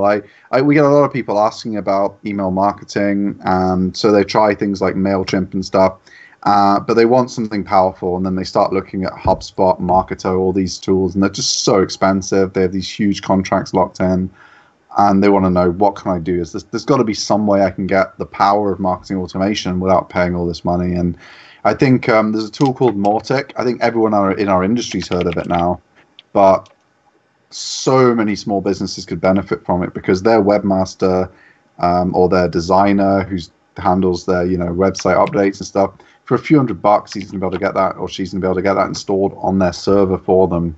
And it's open source. It'll run on, any cheap server. If they've just got like a $35 a month known host VPS or something, you can get Mautic up and running on that. It's PHP, so it's not any weird stack. They don't need a Heroku account or anything. Right. It's just straightforward, old-fashioned stuff written really well. You can then set up proper marketing automation campaigns, even for the smallest businesses. Obviously, you will need someone who knows what they're doing to get it set up for you, so you can expect to invest, probably somewhere around $1,000 for a small business to get a basic campaign and all your triggers and everything set up one time. But then it's on your server. You're already paying for your hosting. It's just going to run forever then, and you're just getting people going through your funnel. Tens and hundreds of thousands of dollars a business. Even if you're a tiny business that does under $1 million a year, it's going to be worth 10, 15, 20% to you to have a smart email system. And Mautic's going to be the WordPress of email marketing. An open source solution like that's accessible to any small business. It's installable in under half an hour. So you're only paying someone, an hour if they really, go through a lot of in the process. So you're paying an hour of time to a web developer to get it set up and working, and then, another 10 to 20 hours to set up all your campaigns. That kind of investment is similar to the investment small businesses make on WordPress to get, that initial, Right. one-click install. Maybe it's an hour to get their theme installed, and then another 10 to 20 hours to get their business set up and their content and the customizations. It's really the same investment, and it brings email marketing to the same level that WordPress brought. When people's, small business sites, you couldn't even access them, to WordPress just makes it available for everyone. I think Mautic is going to be huge, and ask your favorite web developer about getting Mautic set up for you. You just build your funnel and give it to the coder, and he sets it up for you? Yeah, I mean, it has kind of a funnel builder. I mean, if you like flowcharts, you can totally do it yourself. Yeah. You get someone just to install it for you.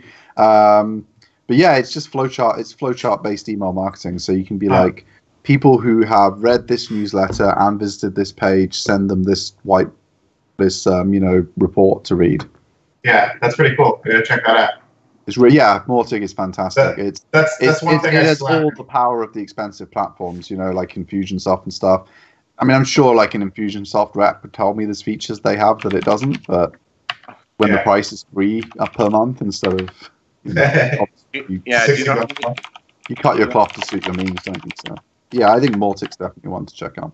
I can't tell you how many small businesses I've run into who have gone to a seminar and have purchased their Infusionsoft license because the guy at the front was really good, and he was an affiliate, and they gave him some wine and some food, and all of a sudden they have this beast of a mail thing, and they're like, I don't know how to set it up, and I go, okay, well, we got to build a funnel for it, and you don't even it for your industry. That's the only thing. But my only issue with Infusionsoft is their affiliate program. They had some wonderful people. I met the guys, and wonderful story how we started, but just they had some affiliates that were selling it to people that probably didn't need it. Yeah. Infusionsoft is really small business to enterprise, right? It's not for the... it really is. It's a huge setup time. I mean, you're talking weeks setup. I mean, since you told me I'm not allowed to mention my other favorite influencer, I'll mention Russell Brunson. He calls Infusionsoft Confusionsoft. and he's not, in my opinion, he's not wrong. I was looking into, have you looked at ActiveCampaign? I have, yeah. That's good software. Obviously not free, but considerably cheaper than HubSpot and Infusionsoft Marketer. I'm way behind on all my email marketing stuff for all my websites, but from what I saw from ActiveCampaign, it's solid, and it's not even, I think it's like $10 a month or something like that. So it doesn't quite have the power of Mautic. I mean, the beauty of Mautic is you can start small, and if email marketing turns out to be amazing for you, you can pay someone $1,000 to make it do anything you need because it's PHP, open source. The cheapest and the most available developers are available in PHP, and it's open source, so they can get stuck in. You're like, I really need this feature, and it can just be done for you. Some of these other platforms that have the same features are $1,000 a month. Yeah. So it's almost like modular, where you can just add on little things here and there as you need. Yeah, and people are writing plugins, and I think that's going to become an even bigger thing. I mean, there's a cloud provider now that does like one-click installs, so it'll spin up a VPS for you on DigitalOcean with it installed and that kind of stuff. And they charge, I think it's like $100 or something to use their platform to spin it up. So if you're confident enough for that kind of thing, there's one-click installs coming. It's going to be the same as WordPress. It's going to be, no one uses it. A few people try it. Everyone in marketing. Now everyone in marketing knows it. Like every single group I'm in, Mautic comes up at least once a month in our marketing discussion. So I think it's going to be the WordPress of email marketing. It's a big threat to the agency software. I won't name any companies, but we all know the main agency one that competes with HubSpot and puts HubSpot in all their adverts. It's a big threat to them because their model is you buy a bunch of licenses and sell them to people. Mautic is you bill for your actual work and keep all the money. The client pays the same, you make more money, or the client pays slightly less, you make the same money. It's better for someone, whichever one of those two options you pick. So I think it's a huge threat. It's interesting, man. Cool. Yeah, check it out. So that leaves us with you, Ben. What do you got? Yeah, I'm going to review marketmuse.com today. Let's have a look. I just met with these guys yesterday, and they're awesome. And what MarketMuse does is it helps you create SEO content. And I don't know if they want to be branded like that, but that's what it does. So you have two options with MarketMuse. You can create an outline based off a single keyword. Well, let me back up. What they're doing is they're basically helping you optimize content to rank for a specific keyword based on a bunch of variables and algorithms, like the TDIDF algorithm that basically analyzes the top ranking pages for a given keyword and then extrapolates the factors that are helping them rank on site. So you can get started. They have one of two outlines that you can create. They have the create outline, which is you just enter a keyword and it'll give you a bunch of metrics to help you write your content. Or you can create the optimize outline, and that is for existing content.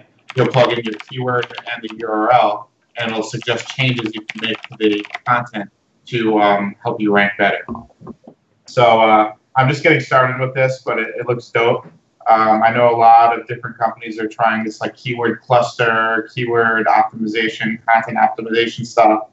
But from what I heard from these guys, they're really looking into the emotional aspect of the content, the intent of the visitor, and they're trying to tie that all into their algorithm to help you create text that will rank best and convert best for a given keyword. So I think I'm going to do a case study with these guys pretty soon, but so far it's looking good. Cool. Yeah, that'll be really cool. Let me know when that goes out. We'll put it on our Reach Creator feed because that looks like a really cool tool. Yeah, we've been getting a lot of clients that are sending the outlines that the tool makes to us when they hire us to create the article. Oh wow! So you'd been seeing it for a while before you even met them. Yeah, so some of the bigger clients, because it is quite expensive. They are going after corporate and enterprise because that's generally the client that doesn't really know how to write SEO content, so it's most helpful to them. But some of the bigger clients we have. What's the price? What's the pricing like? Just rough. $500 a month starting. Yeah, and it goes up to $2,500 a month. It says here, but that depends on the number of users. So for an agency, it's kind of if you were struggling with that part of your business, that's kind of a no-brainer. But if you're like a one-man band freelancer, it's a tough call whether that's going to be. It looks like they're targeting agencies, in-house, enterprise, and freelance. So they're going after all of it. I think good luck with the freelance at that price. Yeah. But 6,000. There's not many freelancers want to take a $6,000 a year pay cut. I saw a case study they had another company do, and I think it was within a month after they optimized their content with MarketMuse, they jumped up like a ridiculous number of spots, for the keyword they were targeting. So I'm going to do the same thing, do a case study and see how it works out. But That'd be awesome. From what they were telling me, they're like light years ahead of all those other algorithm-based content optimizers. So we'll see. Yeah, I mean, they certainly, if they've got it right, they've got a good chance because they're all terrible. Yeah. There's nothing good in that space at the minute, unless you guys have seen them. I've always used it's on onpage.org. They have a bunch pretty of basic features, pretty basic. yeah. And then they have the TD-IVF algorithm tool, which basically it pulls like all the words from the top ranking pages for a given keyword, and it'll suggest what words you should use in your content to better become more relevant for that specific keyword. So I have seen boosts in existing content, but from what I've heard from market views, it's like they're like next level. So I'm hoping that it's good. Yeah, well, we'll find out. It'd be awesome for your guys if they can, if you can use that tool as an agency, because blow results up for your clients as well. For sure, for sure. Oh, wrapping up the show, we just have our little segment on Don't Tweet This. Basically, a little tip that we're going to give you. Keep for yourself. Don't share it with the masses. Well, really, please tweet it. Please, absolutely don't listen to us whatsoever. Actually, tweet it. Yeah. Something that's come up. There's a guy he's been doing outreach for a couple of years, and he asked me for some tips quite often. And today he kind of was asking, I've been doing outreach for a couple of years. I think I'm pretty good. What can I do to be on like the next level, like you and Steve? And I'm like, well, I mean, we gave away our entire course. Steve wrote up this huge guide. Everything's there. And he's like, well, you have to have a couple secrets. I'm like, yeah, sure. But I mean, why are you asking? I'm not going to tell you them. And it kind of hit me that, like, the big advice I could give him was, it doesn't matter if you're doing outreach, learning to be the best race car driver in the world, whatever. If you want to make it big, let's just say SEO, you want to be the best SEO in the world, just copying and mastering the concepts that are already out there aren't enough. You need to master them, obviously, but you need to be creative and be ahead of the curve. And whatever that curve is, I don't know. But you can't just keep asking other experts, like, what should I do now? What should I do now? If you're at that point, you need to realize it's time for you to be the leader. Figure it out. Yeah, and I think that was actually what I wrote in the guide when I wrote it. I mean, I went through example by example the popular things that people were talking about in link building and explained to people how they should creatively think about expanding those to actually make them winning things to do. Like, everyone's doing broken link building, it's going shit now. Here's how you take a different type of link building, combine it with broken link building, and make something different that works really well. And I was worried when I wrote it that I'd really given away the secret sauce. And then people have conversations like that with Garrett where they've read it and apparently got nothing out of it at all anyway. So if you read it and you can't get something out of it, you're not going to become great at outreach, because the whole outreach game is about philosophy, psychology, excuse me. It might be about philosophy, I don't know, but it's definitely about psychology. But it's about psychology, it's about broadening the envelope, it's about taking someone who I think the first thing you remember is when someone shares the tip, all of us who actually work in outreach have been doing it for 2 years by that point. By the time Brian Dean does his blog post on it, everyone's been doing it for 2 years, because he's not an idiot. He wants to make lots of money from selling his courses, but he also, when he first started that site, Backlink Co., he used to have link building clients. It's only now he doesn't have them anymore because he's an influencer. So anything he published back in the old days was already stuff everyone was doing. He was just explaining it to the masses. So for a start, you're already reading 2 years out of date advice on almost every blog. Now, I mean, Backlink Co. now, Brian Dean might be more up to date because he's just selling information now. So I'm not going to comment on his current course and stuff. But most people you see stuff from are sharing outdated information because they've got a business to protect and so on and so forth. So you've got to be able to take what people are prepared to share and think, all right, well, this isn't quite working, but what made it work? It's a launching What's the psychology behind what made this work? And how can I develop something new? How can I mix this in with what my objectives are to make something new that works? And if you're not prepared to put that thought in, you shouldn't be around. I mean, if my guide doesn't allow you to just go and start an outreach agency and be 70% as good as us on day one, you haven't read the guide properly. Because I was terrified to give that away. Right. I have never shared that. When Steve wrote that, I was actually upset with him because too much secrets. But then you think about it, 99% of people who read that guide aren't going to do shit with it. That's what keeps us in business. And the truth is, people who want to do it themselves were never going to pay us anyway. Right. So we may as well help them do it right, so they're not fucking the industry over. You know, I'm a big believer in not poisoning the well, and if I can help other people who are never going to pay me anyway not fuck clients over and actually do good work, I'm super happy. Yeah. Super, super happy. So, and the people who don't want to do it themselves, they're always going to pay someone. I think my guide shows them that I do know what I'm talking about. So that's why I wrote it. That's what I hoped it would achieve. I'm disappointed that it leads to questions to Garrett from his contacts about how we haven't given away enough secrets because we gave away everything. The first thing I have when we hire a new staff member. That's the first thing they read. That's what they learn to do the job. I guess that's the thing I told him. Like, are you objectively analyzing your own work? I mean, if you're telling me that your work is fucking great and it can't be beat and all this shit, yeah, like you need to be a leader. But it sounds to me like I don't know. You're not there yet. You guys sent me the link to that guide. Now I have to read this. It's in the crash course. Oh, that one. Okay, I read that one. Yeah. That's awesome. Yep. See, even Vin didn't know what you're talking about. Well, no, Vin just soaked it in. He's like a knowledge sponge. Like all these latest tools that I've never heard of, he's been using for 6 months and stuff. He's the knowledge sponge guy. Like, yeah, but I haven't seen the sun in about 6 months though, so it's a give and take.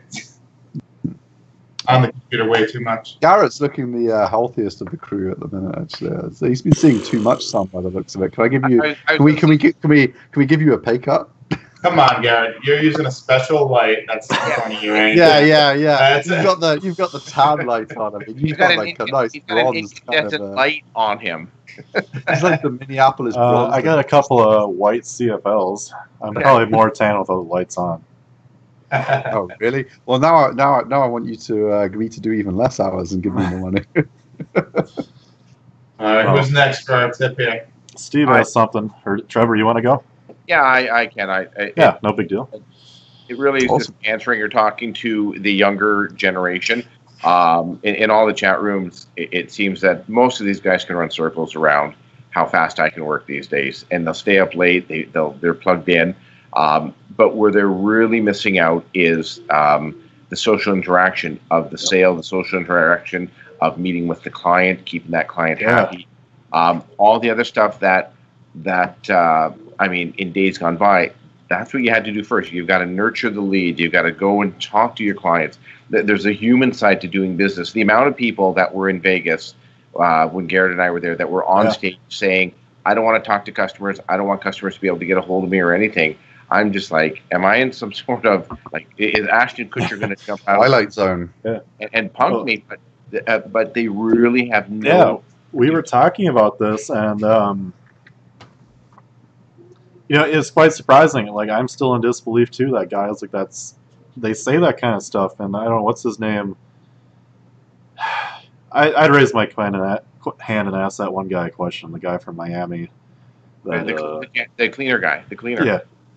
No, different guy. It was a different guy. It was Nate Stewart or something like that. Steve, we were gonna do links for him. Do you remember his name? From the big web agency, anyway. Just from the big web agency. From Weber's. Or Tegra, whatever. Oh, Rob. Yeah, they speak at a lot. Yeah, Ryan. Yeah, he speaks at a lot of events. He's worth. If Ryan's speaking at an event, if there's a session, he's definitely worth catching. Yeah, he's definitely worth catching. Yeah, I just remember that Trevor and I both. Like, I guess my big point was 90% of the guys there don't want to talk to people, and it's like, well, if you're going, it led into my question for Ryan, doing the transition from really small local clients and you want to start doing SEO work for Fortune 5000 companies, there is none of this shit where you just sit behind your computer on Skype.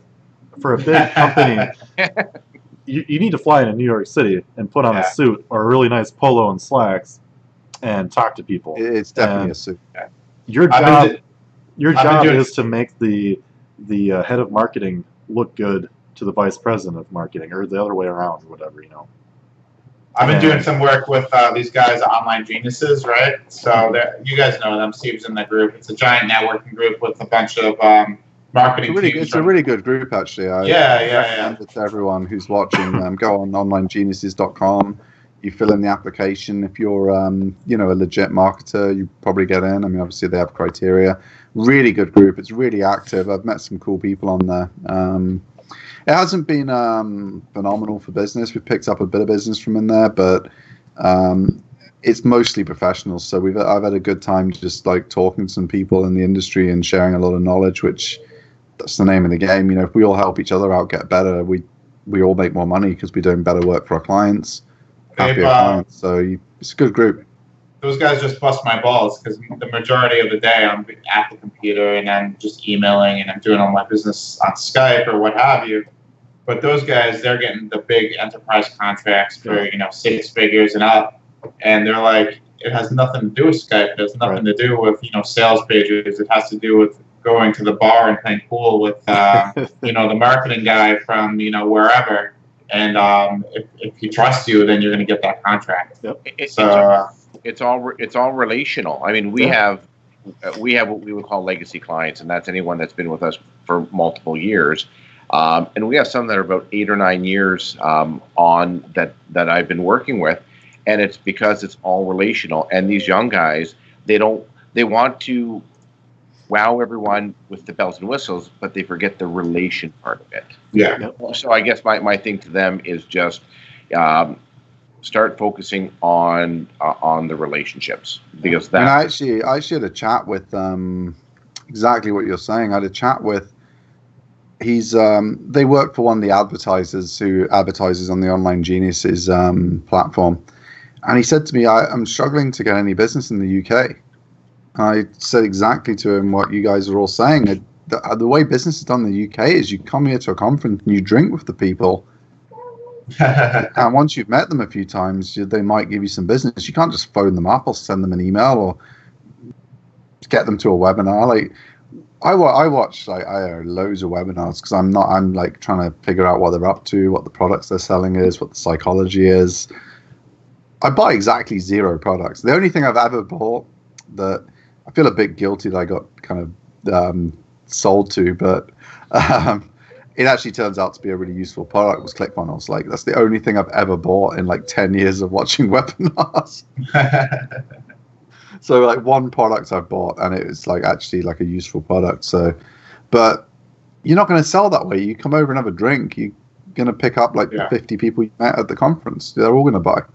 And then they're going to tell their friends about it and you're going to actually become known in England. You're not going to do business with big agencies over here that don't know who the hell you are and you're just emailing them, oh, we're really good at this.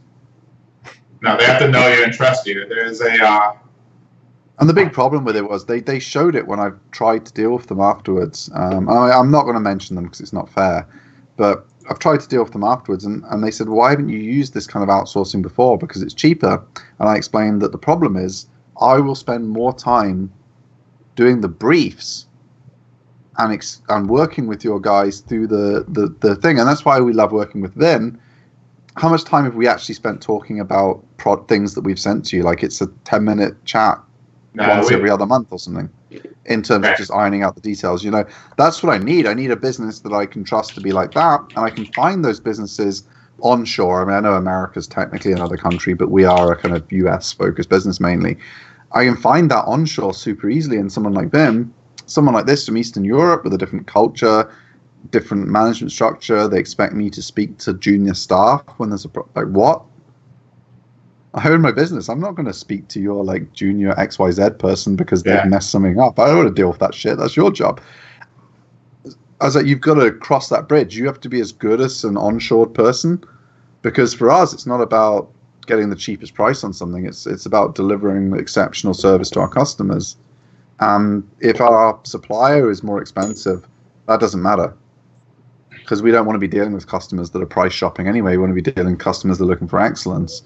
And the only way they're going to be able to prove that is if they learn the culture of the country, they come and visit. And I'm sure I'd have the same problem if I tried to go do business in their country. Like my way of working, turn up at some bar where there's some business people there and get drunk apparently wouldn't work in their country. So I'd have to figure something else out, you know what I mean? So you have to be doing the personal thing if you're working in a culture where a lot of the money's changing hands that way. I agree. If it's a game of pool that works, like you say, if it's a game of golf, I suck at golf, so I can't do that one. I'm really...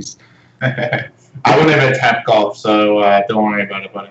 I tried when I worked at a bank, so I was in commercial banking. I was asked to head back to the 19th early and get the round in. I don't know if this sport has swept your country, but over here you can try frisbee golf. Oh, I've played frisbee golf. I've played frisbee golf abroad. I haven't played it in England. Yeah, From. Sounds fun. Vin, you got some SOP advice? Yeah. My tip for the week is really towards the micro business and the one-man business that needs to scale and he's looking for a way to scale. And my suggestion is checklists and standard operating procedures are everything. Myself, I've been able to kind of overcome a lot of big hurdles just by breaking down every single task that I do on a weekly basis. And I literally have a written guide for every single task. So it doesn't matter what it is. It doesn't matter if it's business, if it's life, if it's school, whatever. If you're facing an overwhelming task, break it down to its parts and then break down those parts into individual tasks and write down a procedure for it. So what I did is I spent about a month or two and I journaled everything I did every single day. So open email, check emails, respond to emails, download deliveries, what have you. And each one of those I have, a 10-step task list. And that way I can basically bring in anybody off the street. I can show them my task lists and I can say, hey, I can pay you minimum wage and you're going to be in charge of these 3 tasks. And, I'm able to generate a job for somebody and it's not going to cost me too much money and they don't need too much training because I've defined those procedures so precisely that I can scale much faster than if I had just, a core group of employees that I had to train on all this different type of stuff. So my tip is definitely break down your business into tiny little tasks and write down as many guides for each one of those tasks as possible, and you'll scale pretty fast. And I will 100% second that. I think that's been a huge thing for us is systemizing our business. We're like, a Ford factory for link building and PR and influencer marketing now. And it's just because of systemizing the way Vin spoke about. We can bring someone in with no experience on a month. Like we just paid a bonus to a member of staff who's been in the role for a couple of months. And she had her first month by herself without a supervisor, just running her team and doing the outreach to those clients. 100% of her clients, which is unheard of in August. August is our worst month for outreach. It's hell on earth. Every webmaster's on holiday. A third of our staff are on holiday. Everything's a nightmare in August. And 100% of her clients delivered on time. And systemizing your business can deliver that because it would be overwhelming for someone to take over a desk where they had to know everything that me and Garrett know. And how cool is it? It's fulfilling to see how excited she probably was because she probably doesn't have any experience in the industry, but she accomplished something. And you could we hire and promote writers. We look for people with writing talent to move into our team. Yeah. Oh yeah, in my experience, anytime I have like a newbie in the industry and they realize that they accomplished something based off something that they never did before, it's fulfilling to see that your team did that, and it motivates them to do more, and that's only going to benefit your business going forward too. Yeah. So shout out to Zoe, you're a star. Thank you. You've been an amazing addition to the team. Yeah. Thank you. I'm sure she totally watches this show. We'll tell her to watch the last 5 minutes tomorrow morning. Yeah. No, remember earlier on, we're all waiting for something for Garrett to do because we've waited for this moment. Well, I have to do my don't tweet this tip first. Before Oh, yes. Takes this off. I mean, I've ruined it. I've told you the. We're all going to turn our video off, though. We don't want to see it. But you guys at home, you can enjoy the special character. But yeah, my don't tweet this was there was just someone posting on a forum talking about a famous PBN person had PBN'd about how he'd found these magic things that break PBNs and shared one of them. And someone posted, "Hey, look, I've seen this thing. What are all the other things Google can figure out?" And my take on it is this stuff is so easy no matter what hat you're wearing. I mean, we don't do PBNs, so I don't give a shit about PBNs. But the thing is, you just got to take a step back, and the same as with my outreach guide. It's just about thinking creatively about what would you do if you were Google? So if your thing is like, well, I'm going to take a bunch of sites and Wayback Machine restore them 7 years after they disappeared, and that's going to be my PBN. So you ask yourself the question: how many real sites does that happen to? How many real domains exist where they didn't exist for 7 years, then the identical domain reappears from a Wayback Machine type clone, and then a link appears on it to some stuff? How many real domains does that happen to? And if it's 0, then it's super fucking easy to filter.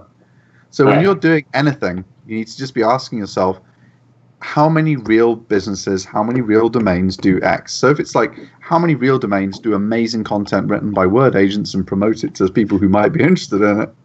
Probably quite a few, right? How many real domains put up a really shitty page with loads of bold, italic, and underline on, and then get links from sites no one's ever heard of? How easy is that to filter? You just ask yourself the sensible question. If you're sat at Google trying to figure out the stuff you can filter without affecting any real sites, because that's what they want to do, because they had the Penguin 2 as a PR disaster for them, because they wiped out a load of mum and pop shops by mistake. I don't know if it was by mistake. It was just a side effect of the algorithm update. A load of people that had been screwed over by the SEO industry got wiped out. Loads of bad press. And so they moved on to a more balanced approach to the algorithm, where they would try and intelligently devalue stuff and filter things that they just didn't think they should count.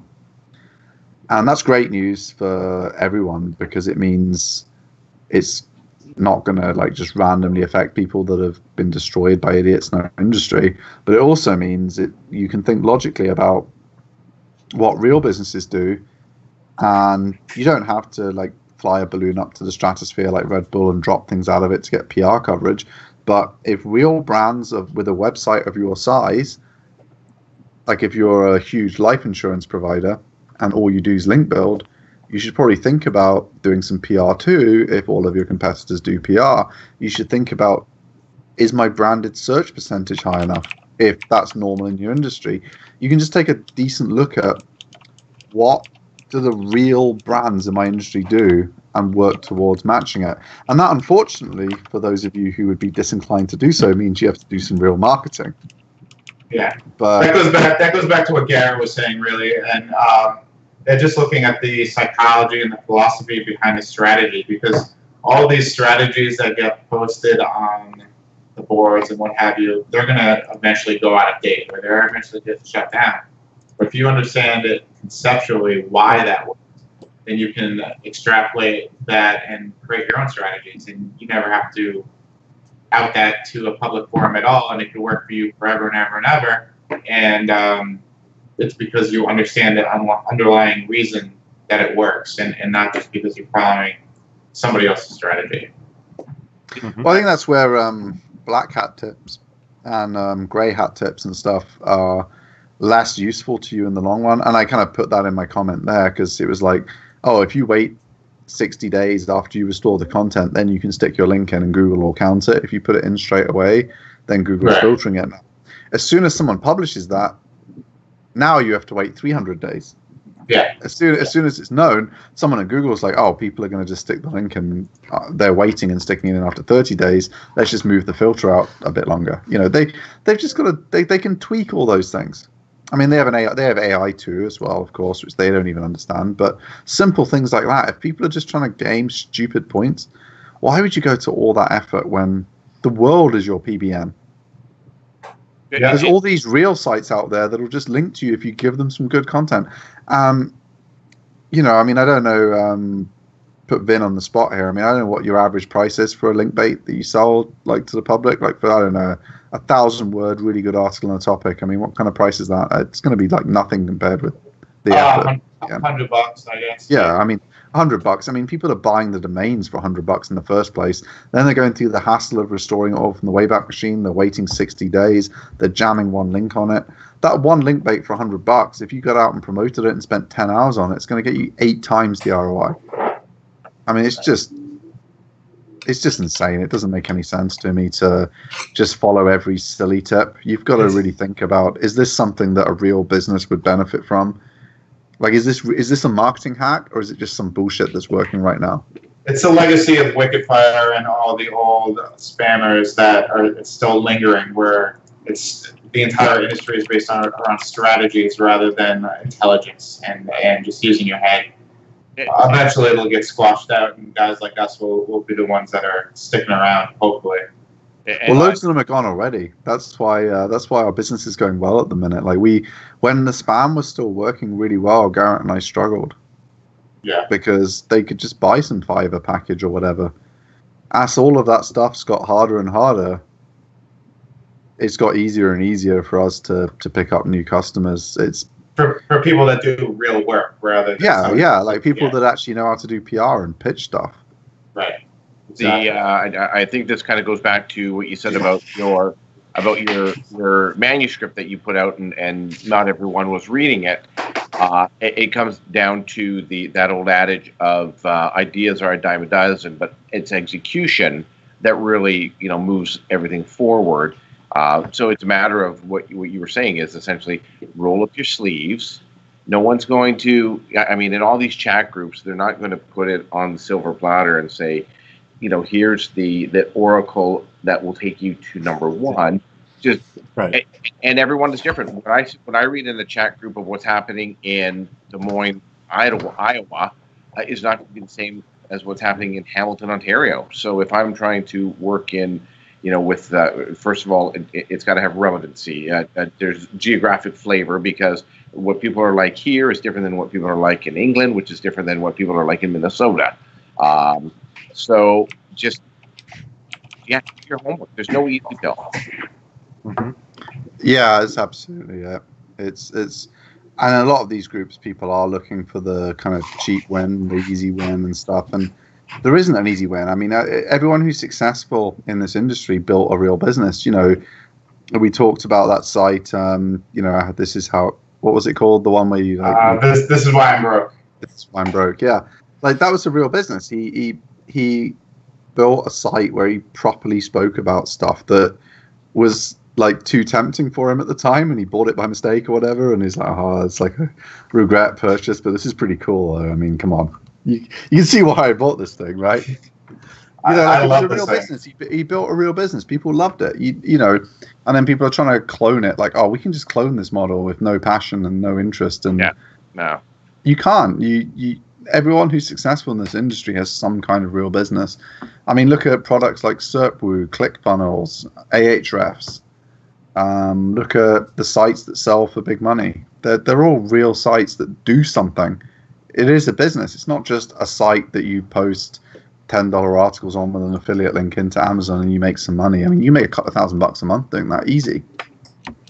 But I mean, we've all spammed ourselves to a couple of $1,000 a month site, like just messing around with dodgy packages from Wikifire, and it's easy money, but it's not life-changing money.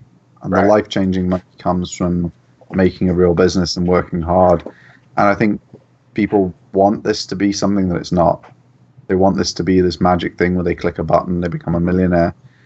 Even the people that we don't respect because of the way they sell and stuff, and Like, I don't like the way Russell Brunson sells. I don't like the way he sells these really expensive courses to marks and stuff like that. But he works really hard at selling them to those people.